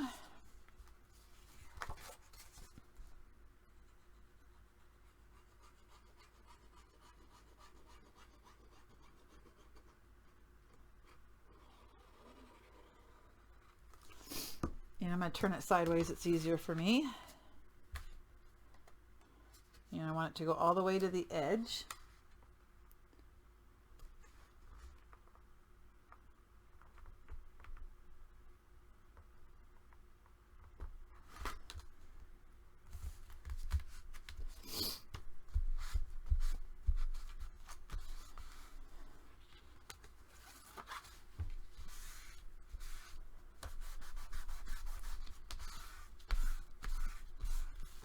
I'm just getting rid of that glue that came out.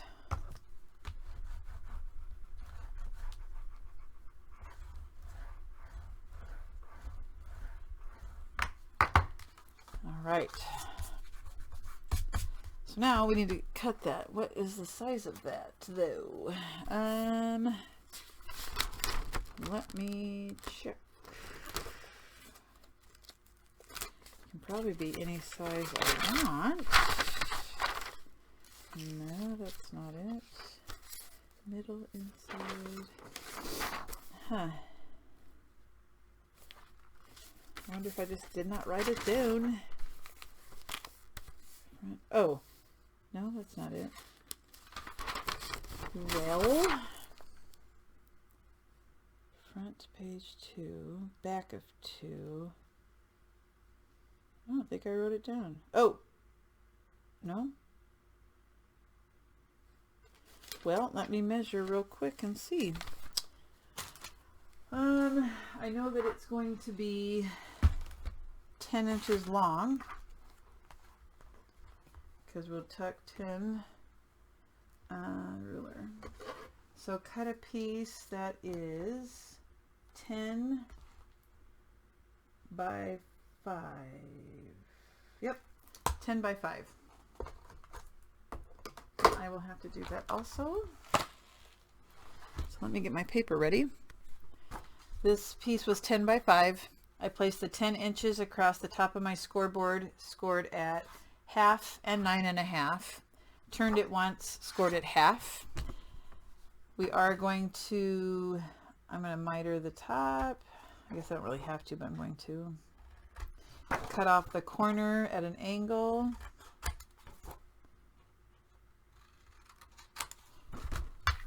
We're going to go ahead and burnish.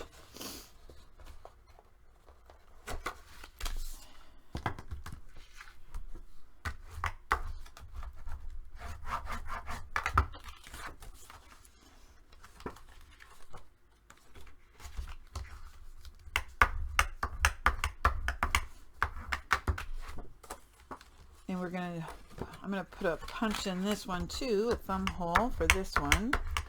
So this measures 9 inches across. So I'm going to place my paper in my punch board.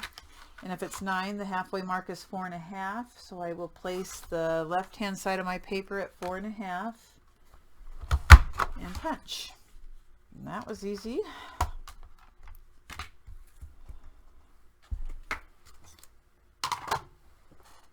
And get your booklet or your page. Open your flap to the left. I'm going to turn it so it's easier for me to glue. Now it's open. My base page is open at the bottom. I'm going to glue that to the bottom like so.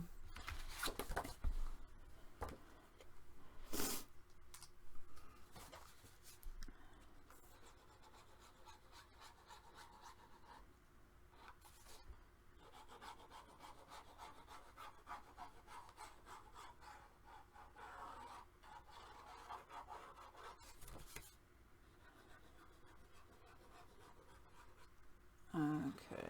Whew, I'm having a little heat flash. Ugh. Okay. And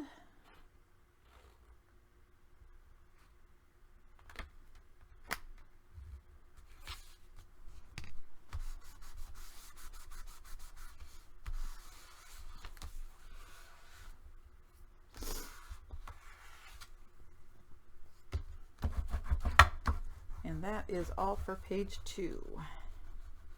2 down, 3 to go. All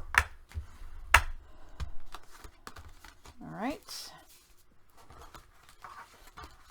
Let's take a little preview of what page 3 was like.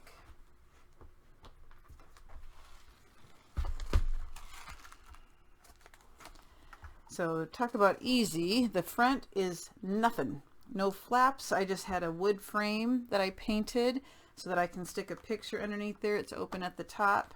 And so you can, I'm just gonna leave that plain, and that'll be like a baby picture in there. That's why I chose the paper that said birthday.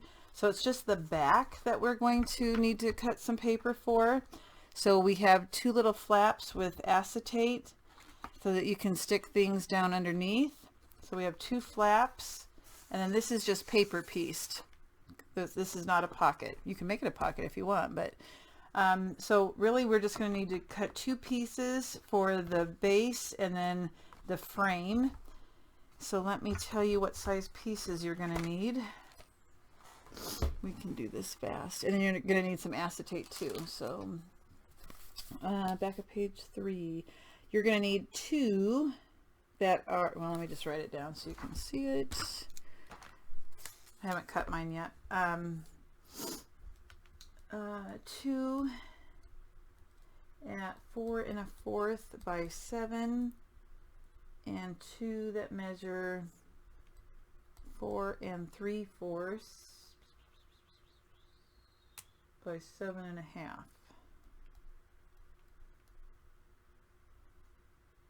That doesn't sound right. Cut out square. Yes, it does. Yes, it does. 4 3/4. Does that sound right? Yes, it does. Okay, I'm good. Excuse me. Okay, so this is what you're going to need for the paper on the back of page 3. 2 that are 4 1/4 by 7, and 2 that are 4 3/4 by 7 1/2. And then you're going to want 2 pieces of acetate. And your acetate should probably be around 4 by 6 1/4. So 2 pieces of acetate that measure 4 by 6 1/4. All right, so let me prep my paper and then we'll do page 3 and then I'll probably take a break. So what we're going to do with the pieces that we just cut out is 2 acetate pockets so that you can stick things inside. So I made one just to kind of show you what direction we're going. I used the clear acetate. On the little girl one I had some polka dot one, but for the boy it's going to be clear. So what you need to do is the pieces that measured 7 by 4 1/4, put the 7-inch side across your scoreboard and score to half. And then you're going to miter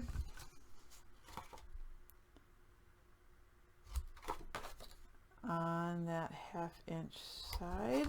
Okay. Do that to both of those pieces that measured 4 1/4 by 7. The other one, this is the one that measured 4 3/4 by 7 1/2. We are going to make this the pocket, so we're going to score it a 1/2 inch on 3 sides. So with the 7 1/2 inches across the top of your scoreboard, score it a 1/2 and at 7, and then turn it and score it a 1/2. Okay, so 1/2 inch on 3 sides. I did miter the tops here. I'm going to cut out the corners at an angle.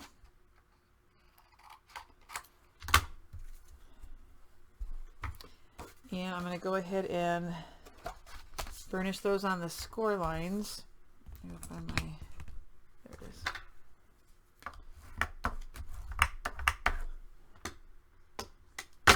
Whoopsie.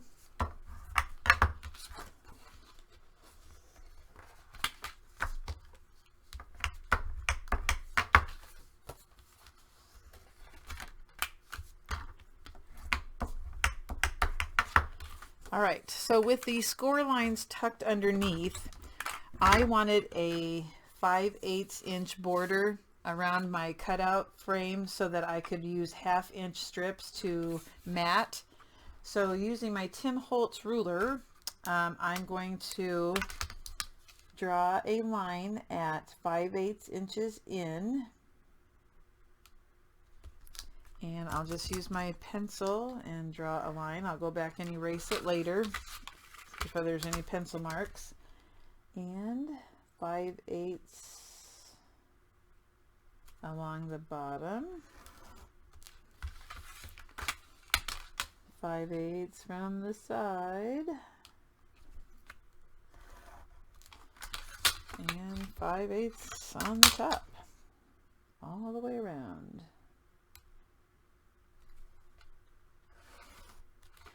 So you can see that there is a pencil frame.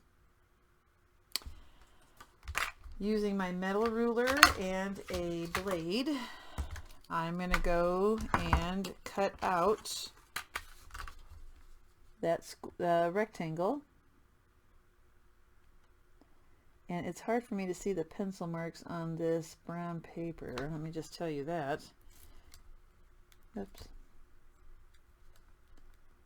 Ooh, my eyes. Okay, that's gonna be good. And try and do that on all four sides without my eyes going bad.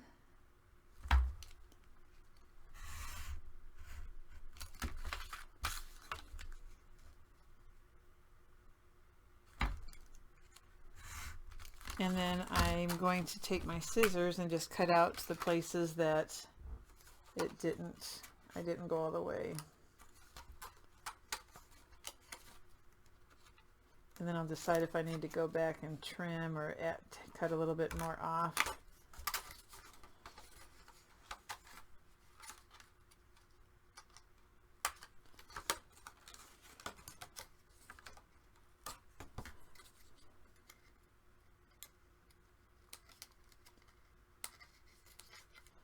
So I'm going to have to go back, and I didn't get all the way to my pencil line.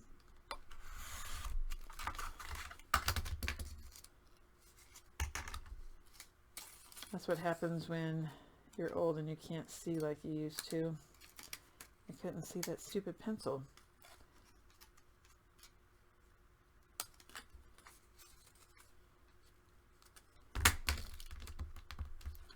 It was close, but not close enough.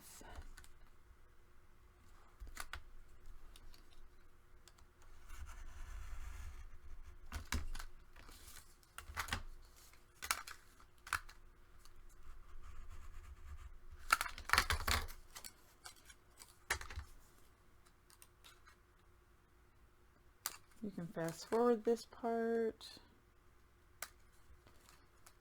I'm just cleaning things up a little bit.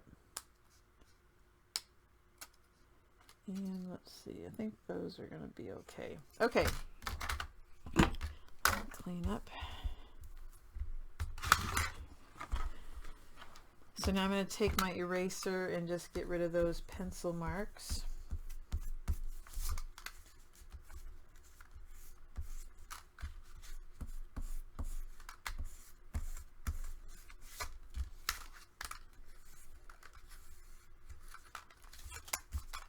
And you'll do that to both of your pieces. And the acetate, I ended up doing 4 by, it's closer to 4 by 6, I think. Yep, about 4 by 6. And so I have a piece of white tissue under it, but I'm going to take my 1/4 inch score tape around the perimeter of the acetate.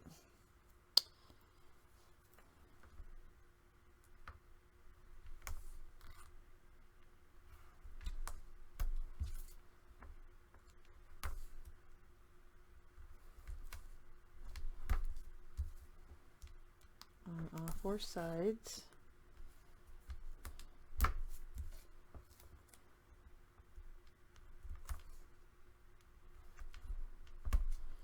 And make sure that it sticks.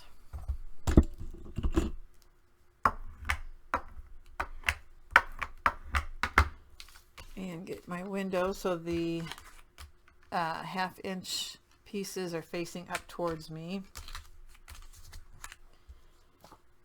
Take the backing off of my tape.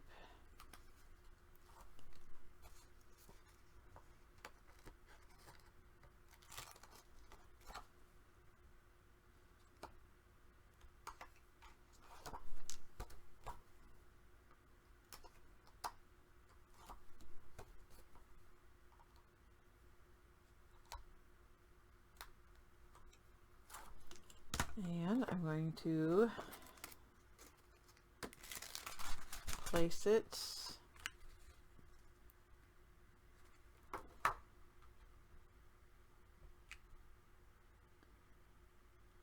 like so.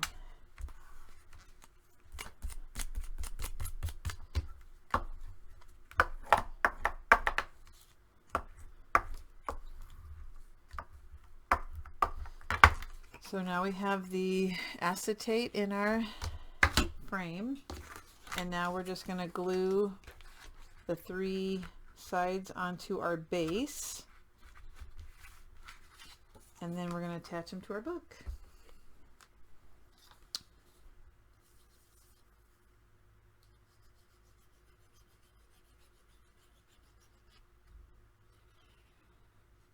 I like the acetate from Country Craft Creations. It's a good thickness. I had some overhead paper from a long time ago when we used to use overheads at school, and it's that real thin, flimsy stuff. And I had been using that just because I had some on hand. Well, then I got some of hers and felt the difference in the weight, and was like, okay, can't go back to that old cheap stuff anymore. And it served its purpose, I guess, but this is way better.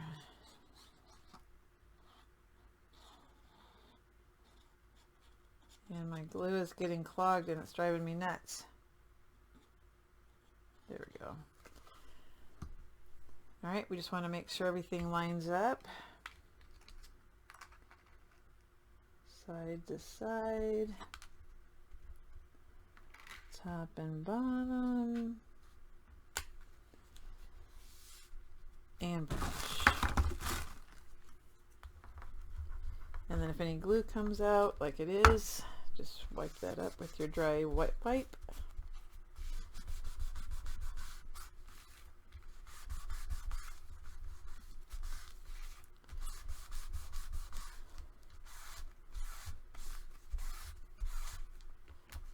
And there we go.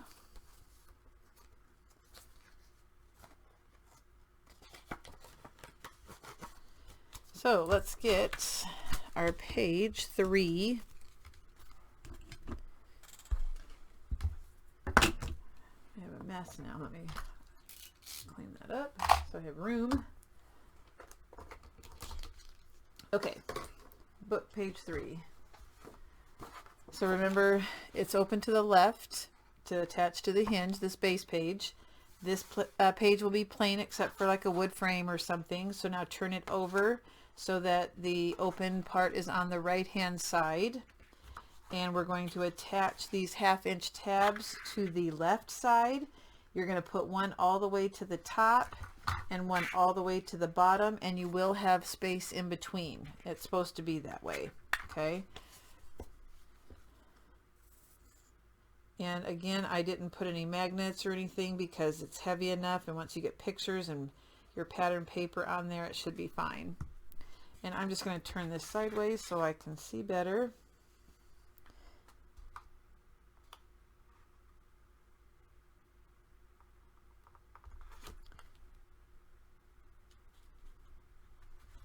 Okay.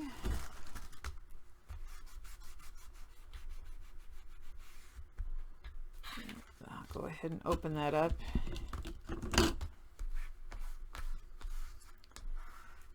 Oh, extra glue. So I was using that fiber stuff, that art glitter glue fiber or art glitter fiber, and I got it on my dry wet wipe, and I'm finding little sparkly fibers all over the place. I do like that fiber, the stuff though. It does add a lot of sparkle and just kind of makes your embellishments pop. Okay, and now I'll do the other one at the top.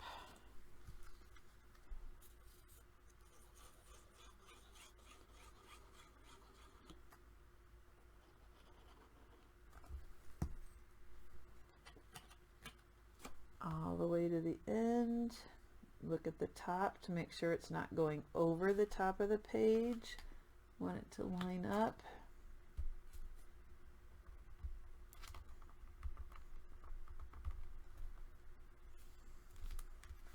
I don't like how that's going on there.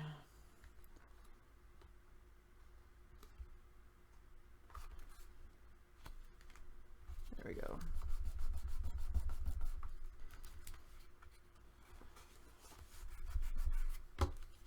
All right.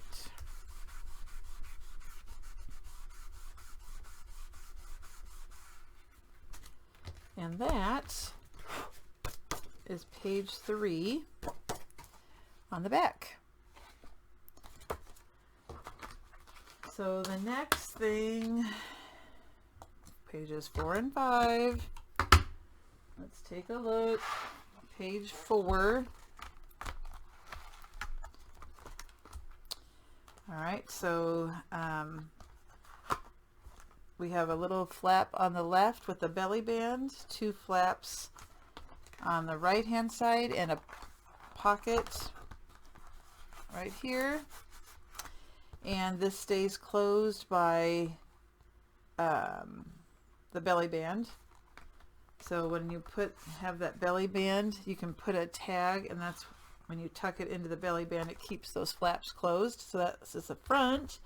And on the back, I left it plain and just did a large patterned, heavy pattern paper and made a banner. So the back's going to be this. Guys, this is going to be fast. Okay. So that's what we're going to work on next. I will give you the measurements of the paper so you can get started on your cutting. I need to know what the measurements are. Page 4 front. Okay, so let me write this down. Page 4 on the front.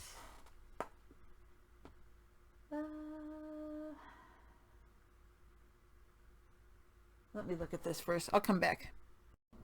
All right, so this is the start of a new video, and I don't remember if I showed you the measurements for the page 4, so I'm going to do it again just in case. I'm not good at editing videos, just so you know. For the front of page 4, you're going to need one that's 1 by 4 3/4, 2 that are 4 1/4 by 5, 1 that is 4 by 8, and 1 that is 4 1/2 by 7. Okay. So let's go through the scoring. All the scoring is really easy. The 1 by 4 3/4, which is going to be that little mini belly band, is going to be a 1/2 inch on each end with the 4 3/4 across the top. So 1/2 and 1/2. The 2 pieces, actually I'm going to do those later. The one that measures 4 1/2 by 7, place your 4 1/2 inches across the top. Score it 1/2. You have a piece that measures 4 by 8. This is going to be a pocket, so you're going to score it 1/2. The 8 inches is across the top, so score it 1/2. Rotate it once, score it 1/2. Rotate it once, score it 1/2.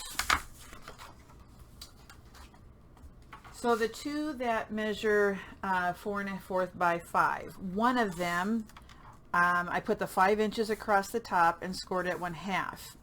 Now the other one, because it is going to be laying over the pocket, I wanted to give it a little bit of space so that it wasn't buckling. So on one of the 4 1/2, oh, did I do that wrong?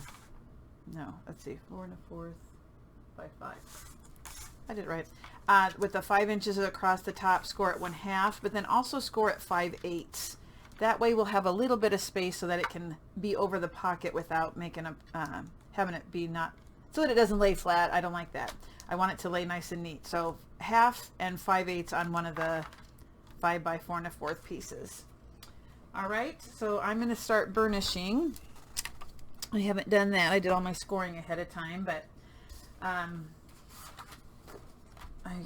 am trying to keep the video down a little bit. That's already at 2 hours, I know, but I like to do all my videos on one, just because then you don't have to go looking for part 2 and part 3.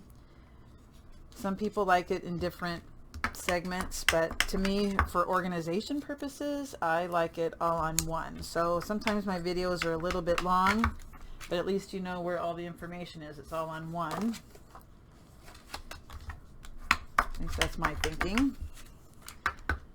So this one we have to remember score or burnish twice, because we have the 2 score marks, we had the 1/2, and we had the 5/8. Now these are kind of hard to burnish, I'm not going to lie, because they're the score lines are so close together. I always have kind of an issue, but it's doable.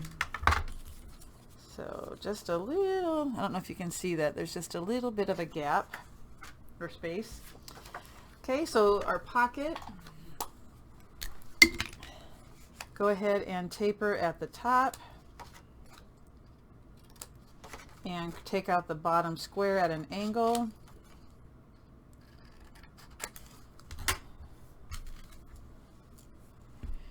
And then go ahead and burnish those score lines.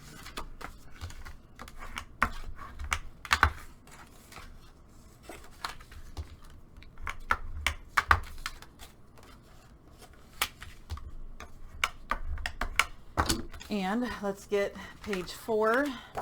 Have it open on the left-hand side if you haven't attached it to your book yet. We're going to do the pocket first. No, that's not true. I'm going to do the, what am I doing first? I'm doing this first. Yep, I'm doing this. So this is the 4.5 by 7. You don't need to taper because it's going to go in the middle of the page, so you don't need to worry about any overhang. And I haven't changed my glue yet, and I have a feeling I'm going to have to here pretty quick. And it is clogged. So I've seen some suggestions on keeping this clean with a pipe cleaner, having a pipe cleaner and hand sanitizer nearby. I have hand sanitizer nearby, I just don't have the pipe cleaners, but that's a way to keep, you can just clean your tip every once in a while so it doesn't get goopy. So I'm going to turn mine sideways. I'm eyeballing it. It doesn't have to be perfect. I just kind of want it in the middle. So I go all the way to the edge. Make sure it's straight.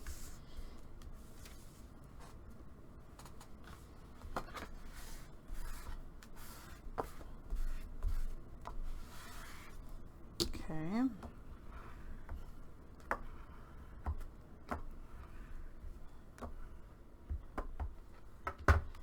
Now we're going to put the 2 flaps on the left-hand side. And mine, I put the one that has the 1/8 inch gap goes towards the bottom. The other one goes towards the top. You can decide how you want to place these. I have them so that there's a little bit of a space. I have about 1/8 of an inch to 1/4 of an inch down at the bottom and the top, and then there's just a little bit of space between here. So about 1/4 to 1/8 top and bottom, and then there's a little bit of space inside. So I'm going to turn that sideways. I'm going to do my top flap first. And this is kind of a modern art type of page where things crisscross and it doesn't matter if everything's perfect, if that makes sense. That's not really modern art, but that was the best way to make an excuse for not having everything line up exactly perfect or measuring every single thing.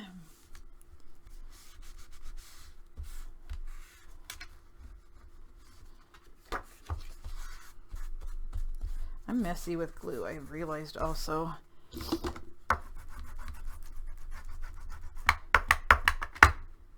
So I don't know if you can see how much space I have there at the top. And I'm going to do the same thing at the bottom. Now you just put glue obviously on the 1/2 inch part. You don't put it on that 1/8 inch gusset. And I'm going to try and space them out about the same from the top and the bottom, but it's not going to be exactly perfect. If you want to do any corner rounding obviously or anything fancy, you can.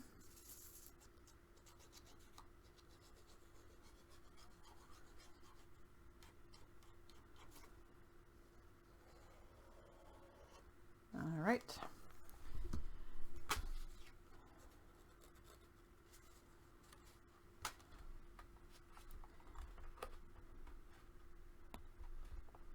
I gotta get to the edge here.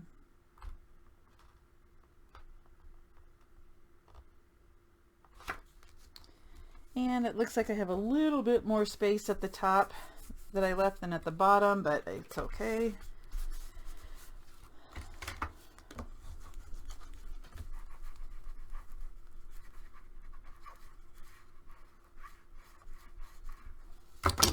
All right, so when I close this, I'm going to need the belly band with a tag in it to keep it closed. So the belly band, I'm going to put it about 2 inches from, that doesn't work, does it? So my belly band is too short. Let's see here. So this is 4 inches. The belly band should have been 5. Well, darn it. I gotta recut a belly band. Huh. It was 1 inch by 5. Sorry about that. At least it was a small piece. At least it was a small piece I messed up on and not a large one so that you wasted paper. But let me cut real quick. Is that 5? Yes. 1 inch by 5. Sorry. Mistakes happen. And actually, I'm doing pretty good as far as mistakes go. I haven't hardly made any of, so I'm entitled to a couple, right? I think I am. Okay, perfect. So now I have to score 1/2 inch on each end.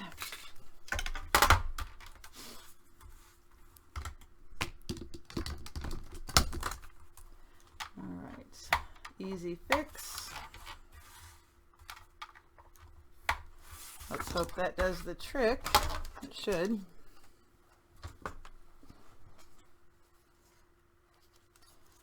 Burnish that.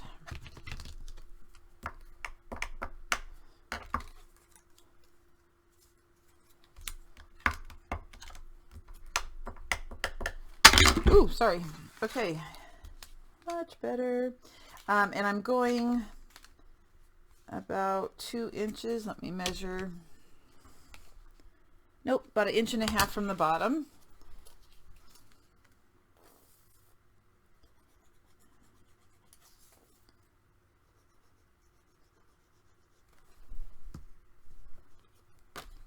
Okay.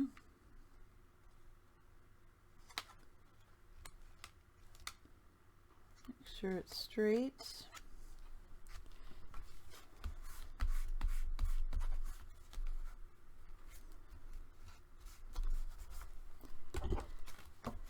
And so just go through your scraps now and find a piece that you can use to put inside. Let me see what I have. I have this. Is that going to fit?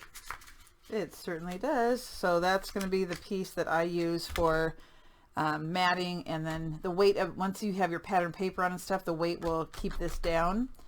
All right, so that will be my closure piece. So now open all your doors, and we're going to place the pocket down at the bottom like so, and go ahead and put your glue on and lay it down.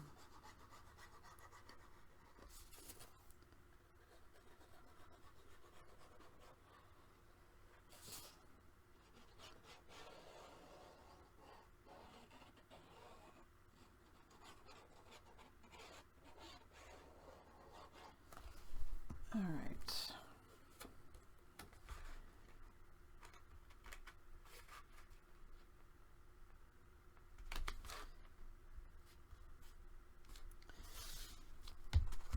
Okay. And then again, for your mats, just go through what you have for scraps, or look at your pictures and see what you have the most size of. I never know what size my mats are going to be.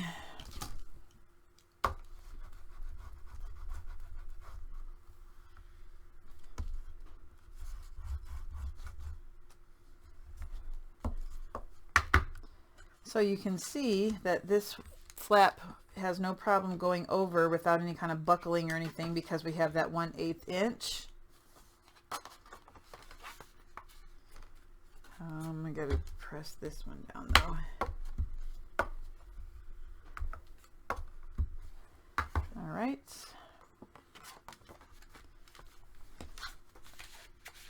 And that will be the front of page 4. Okay, like so. Now we're going to turn it over, and remember this side, I just used a full sheet of paper and put a banner across the top. You can choose to do something else, obviously. So I'm going to move that one off to the side, and we're ready for page 5. So the front of page 5, you need 4 that are 5 by 5 and 1 that is 3 by 8. The back of page 5, is a little bit different. So I said that you need 1 4x8, and then it says 3 to 4 scraps. So I'll show you what I mean by that once I get started. But let's go ahead and do the front of page 5. So all of your 5x5 pages just has 1 score mark of a 1/2 inch. So put all of them into your scoreboard, score it a 1/2 on one side. We're going to go ahead and burnish those 1/2 inch score marks. You will need to have some seam binding handy. I'm going to use the darker blue, like a denim blue there's a pack of 3 different colors that come with this, that you can get with this collection. There's a yellow, a light blue, and a darker blue. It's nice that she does the coordinating seam bindings and paper so that it's easy to match, and you don't have to worry about, oh, is this not going to match? So, all right, so this is going to be at the top of our book. So this 1/2 inch will be attached at the top. And so we're going to have this be an accordion. So I'm going to take the 1/2 inch on this. Actually, I'm going to miter just a little bit on these. I don't have to on the one that's attached to the book, but I do want to do it on the other 3 pieces. And it's just a hair, so you don't see any paper off to the side if you don't get it on exactly perfect.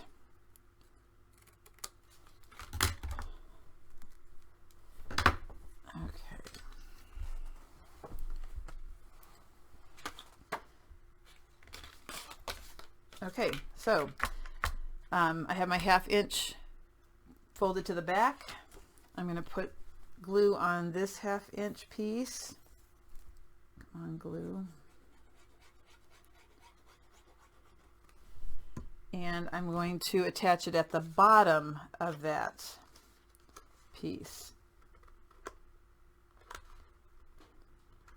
And then I want to close it and make sure it lines up before I push too hard.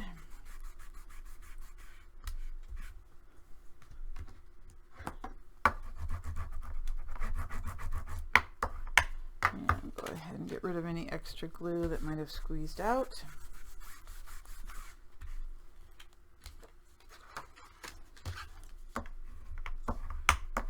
Okay, so the next piece we're going to attach at the top of the page we just put down.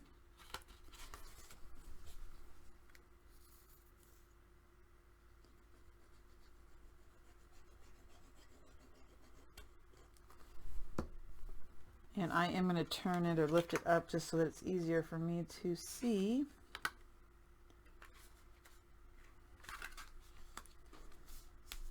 Okay.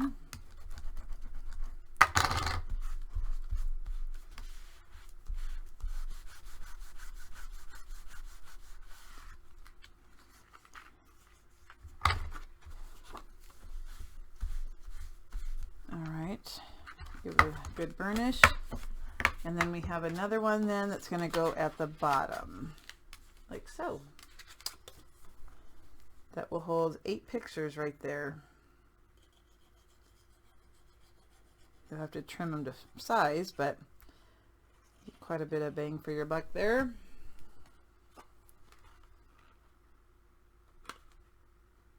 Make sure it's lined up.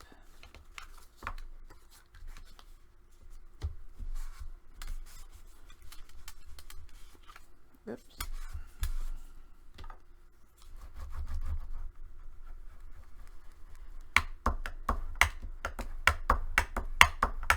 Now this is a piece that I'm actually probably going to mat before I attach it to the book, just because once you have it attached to the book it might be kind of difficult to put your matte paper on, so I will do that separately before I attach it, but I'll show you how that'll go. So what you're going to want is seam binding now to keep this closed. So let me see how much I need. Just put it behind.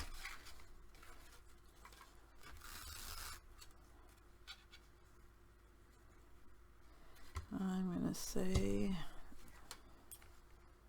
I would like to cut too much, but rather than not enough. And so my piece measures 22, about 30 inches long actually. So let me tie it and see if that's actually, yep, that's plenty. That's going to be fine. So what I'm going to do is I'm going to put a line of glue in about halfway there, or halfway across my paper on the back.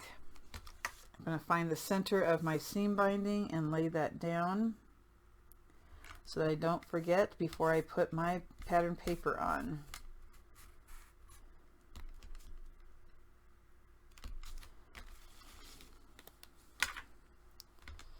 I'll go ahead and tie it just so that it stays closed.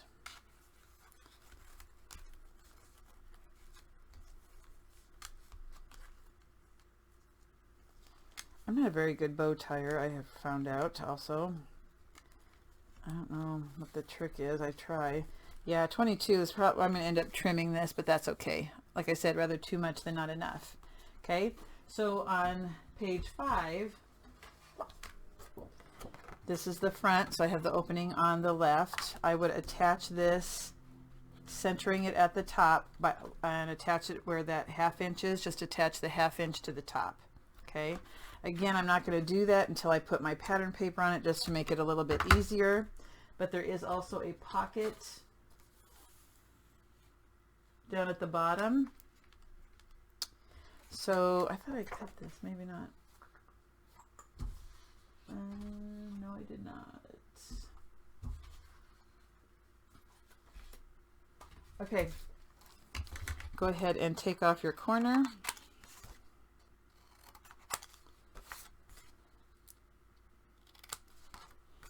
Miter the top. Burnish your score marks. You're probably a professional with pockets now. And you can add pockets on top of pockets. Like if you wanted to, you could add another pocket so that it's open right here and then stick a tag or something inside there. You can just go pocket crazy if you want to. Sometimes I don't do that until the very end or add to it because I don't know if I'm going to have enough paper to do that. So sometimes I end up adding more as I'm embellishing and adding my pattern paper. So that goes at the bottom of your page. And I cut too much off that corner so I can see a little bit of a gap. I don't like that. I will probably notice it and others won't. When they're looking at the book, I would hope they wouldn't notice that one tiny little thing. But it will bother me. But it's also going to be close to, it's on the spine side, so maybe they won't even notice. That would be nice. Okay.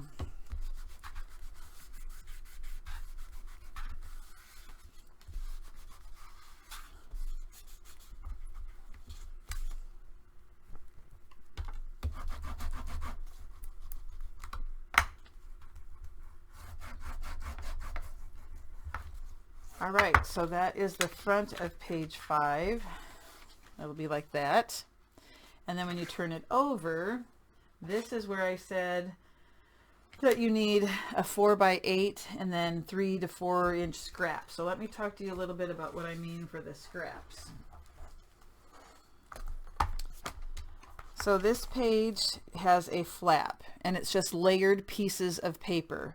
So I have 1, 2, 3, 4 scraps on this one, and I just you have to mat these first before you attach them because you're gluing one on top of the other, so you want to have your pattern paper on first. Also, when I attached these layers, I left the top open so that you could put, I just glued on 3 sides so that you could put little tags or little notes or journaling spots there. And I did it here too, but there's not much room to put. So let me show, I'll put it to, I'll show you how I'm going to put it together, but I'm not going to until I put pattern paper on. So let me show you the measurements of the papers I have.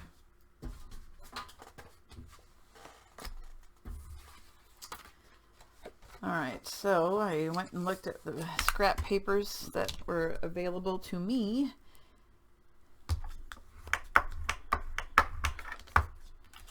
And oh, what the heck? This measures 5 by 5, and this will be the base, the main piece. So it's got a 1/2 inch score. So I put it in my scoreboard and scored it a 1/2. So then the next piece that I have is about 3, well, this is 3 1/4 by 6 3/4, and that's going to go on top like so. Now I did like ticket corner my 4 corners of that one, so it kind of looked like a tag or a ticket. And then the last one is 1, 2, 3. Is that one right? 4. Nope, that's my 4 by 8. Never mind. This one is 3 1/2 by about 8, and that's going to go on top. So it's just 3 layers. Again, put your pattern paper on first, glue on 3 sides, and on this one, the longer one, you're going to want to cover the back too, because when you flip the page over, you will see those 2 sides, unless you want them to be the color of your cardstock. Okay. And then after I put pattern paper on, I decided on the original book that I wanted a little piece over here. So it's just a bunch of layering. Okay. But underneath of that layer is a pocket that we're going to put on. And so this is the 4 by 8 piece, and we are going to cut at a diagonal. So let me show you.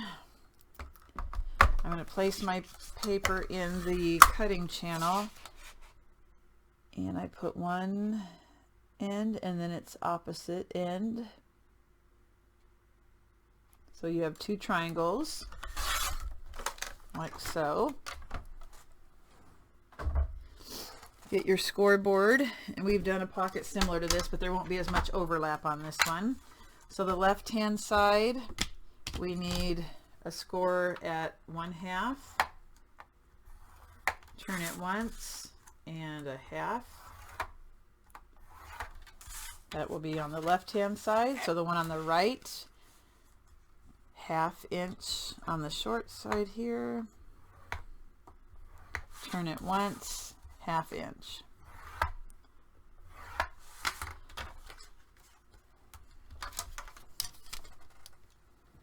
Cut out your corners.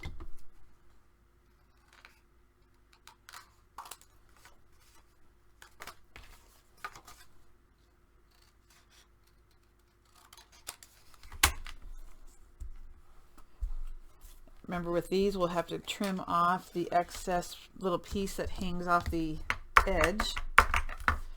So right here I'll cut this little piece off. I just kind of rest my scissors up against the paper, so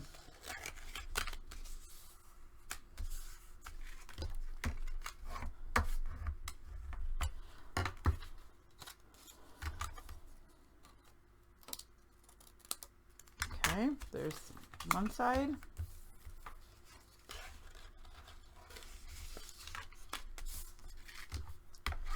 Other side the same way.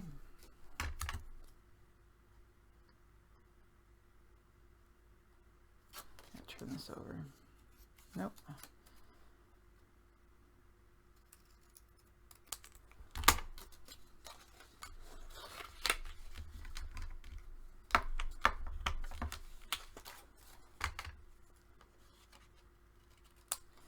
All right, let's attach that to the back of page 5. So now it's open on the right hand side. And it will look like this. Do I want it that big? Do I want that much overlap? Yeah, I do. So I might end up, I overlapped it more than I thought. I might end up cutting off this bottom piece like we did on the last one too, so it doesn't, do I want that like, maybe I just want one corner.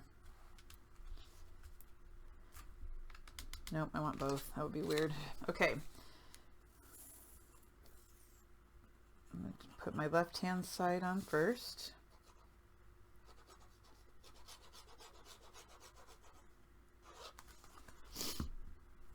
Line it up on the left-hand side and the bottom.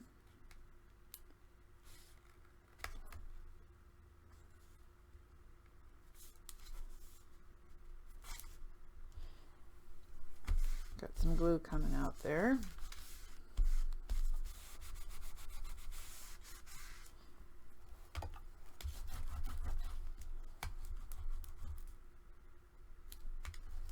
All right.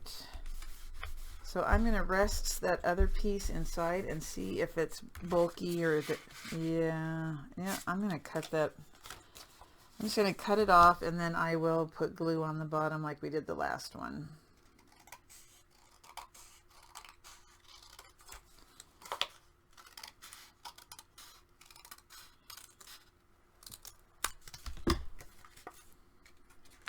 Just takes away some of the bulk. Yep, that's how I'll do it. Okay, so just put glue on the 1/2 inch strip. And you don't have to put glue all the way across the bottom because it'll be inside that other angled pocket. So I just put a little bit about right there. Slide it in. Make sure it lines up on the side.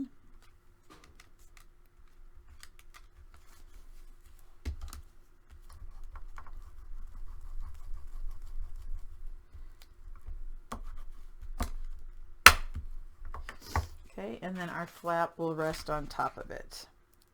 Okay, I'll do some of this off camera. I'm going to end up matting it off camera, coming back on, and then just showing you how to attach the pages to the hinge. I probably won't put all my fancy embellishments on until after it's in the book, but I'll put my pattern paper on before I attach these to the book. So the back cover,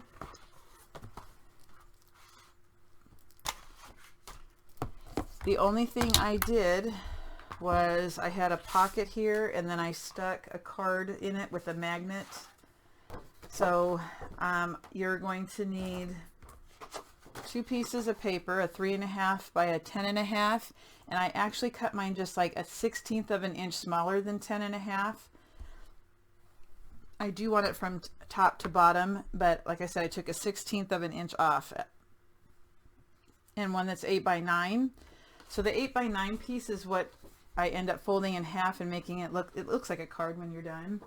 But that's just going to tuck inside of the pocket, and I didn't want it rolling around and falling out, so I did put a magnet inside. You don't have to do that, but I'll show you what I mean here. So that, let's go ahead and do our pocket first. You know the drill now. Get rid of the corners. Miter.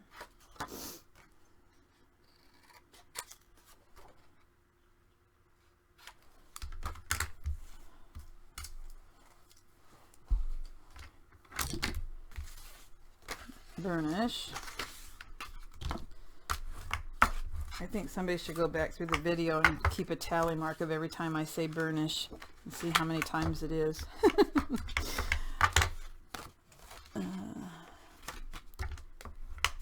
Okay. So on the back cover, I put my pocket on the left-hand side.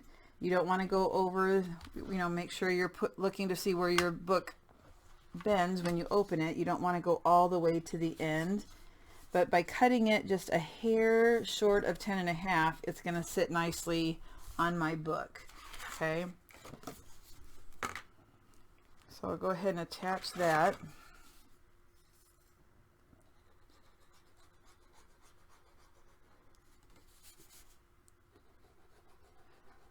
The thing about that I like so much about just doing a variety of different pockets is because you can always add extra things and not worry about it messing up your book. So you are allowing yourself those extra pictures or those weird sized pictures. All right. I'm going going to turn it this way. No, I'm going to turn it this way.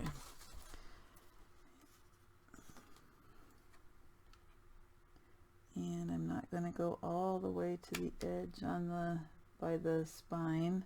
I want to make sure that it's lined up. Burnish it down real well.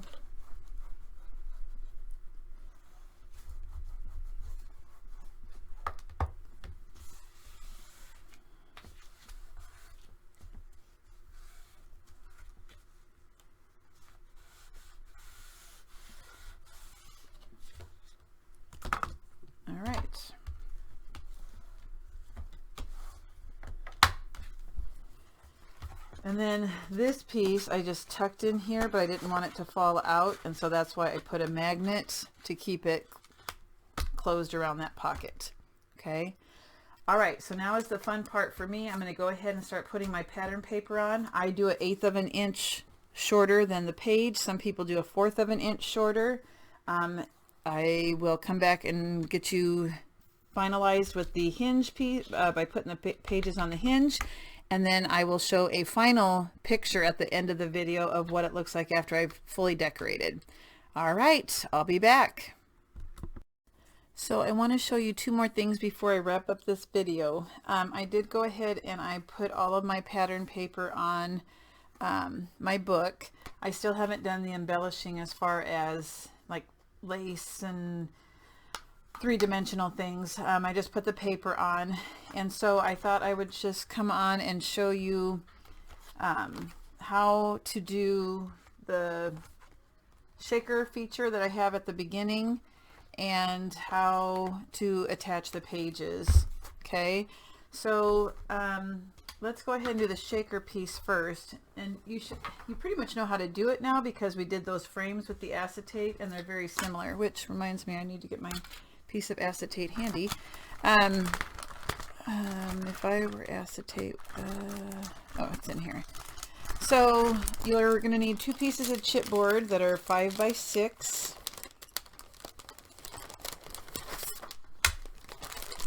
Five by 6, and one of them you just wrap like it was the front cover. So I already did that, and then I just put the paper on that I want to use. This is what's going to show through the window, and then there'll be sequins and stuff in here, but just wrap it.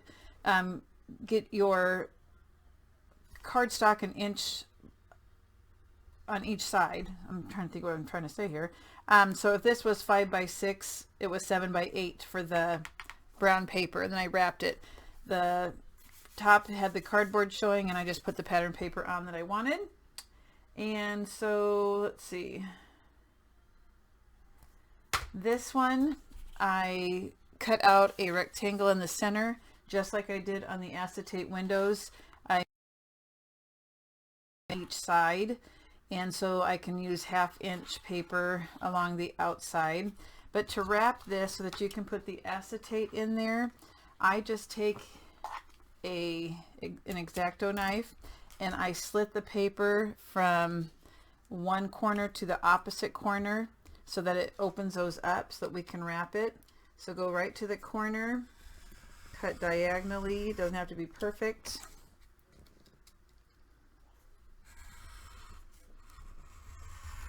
Like so.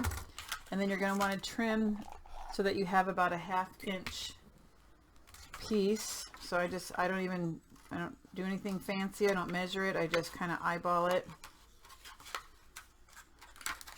Get my paper out of the way. Okay, so just cut off so that you have about a 1/2 inch that you can wrap around the chipboard.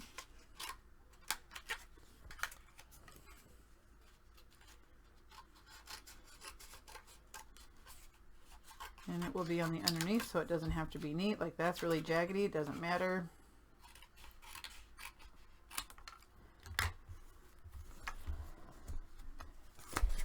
And so what you're going to do then is just wrap this around the chipboard and this, and that's how you're going to make your frame. Then you'll put your acetate, you'll tape your acetate on the back.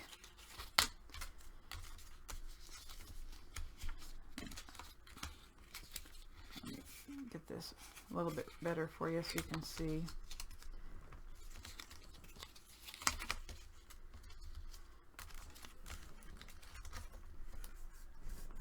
And then you're going to want to take your burnishing tool and just make sure that it's nice and smooth.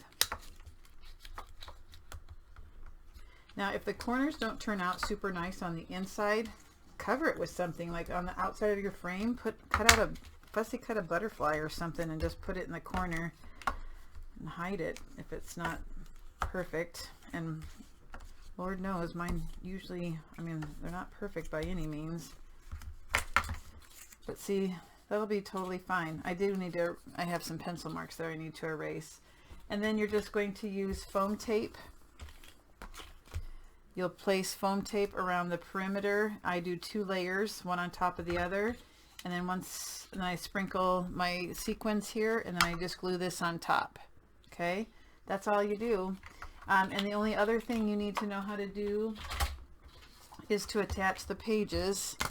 And just to make this, wrap up this video so it's not so long, and to get this posted, you just do 1 page at a time. Start with the front. So remember, it's open. You're going to place glue on one side of your hinge. You'll place your book on that hinge. Push it down. Here, let me do a different one. It opens.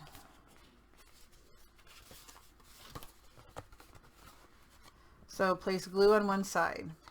Put your book on there and press down.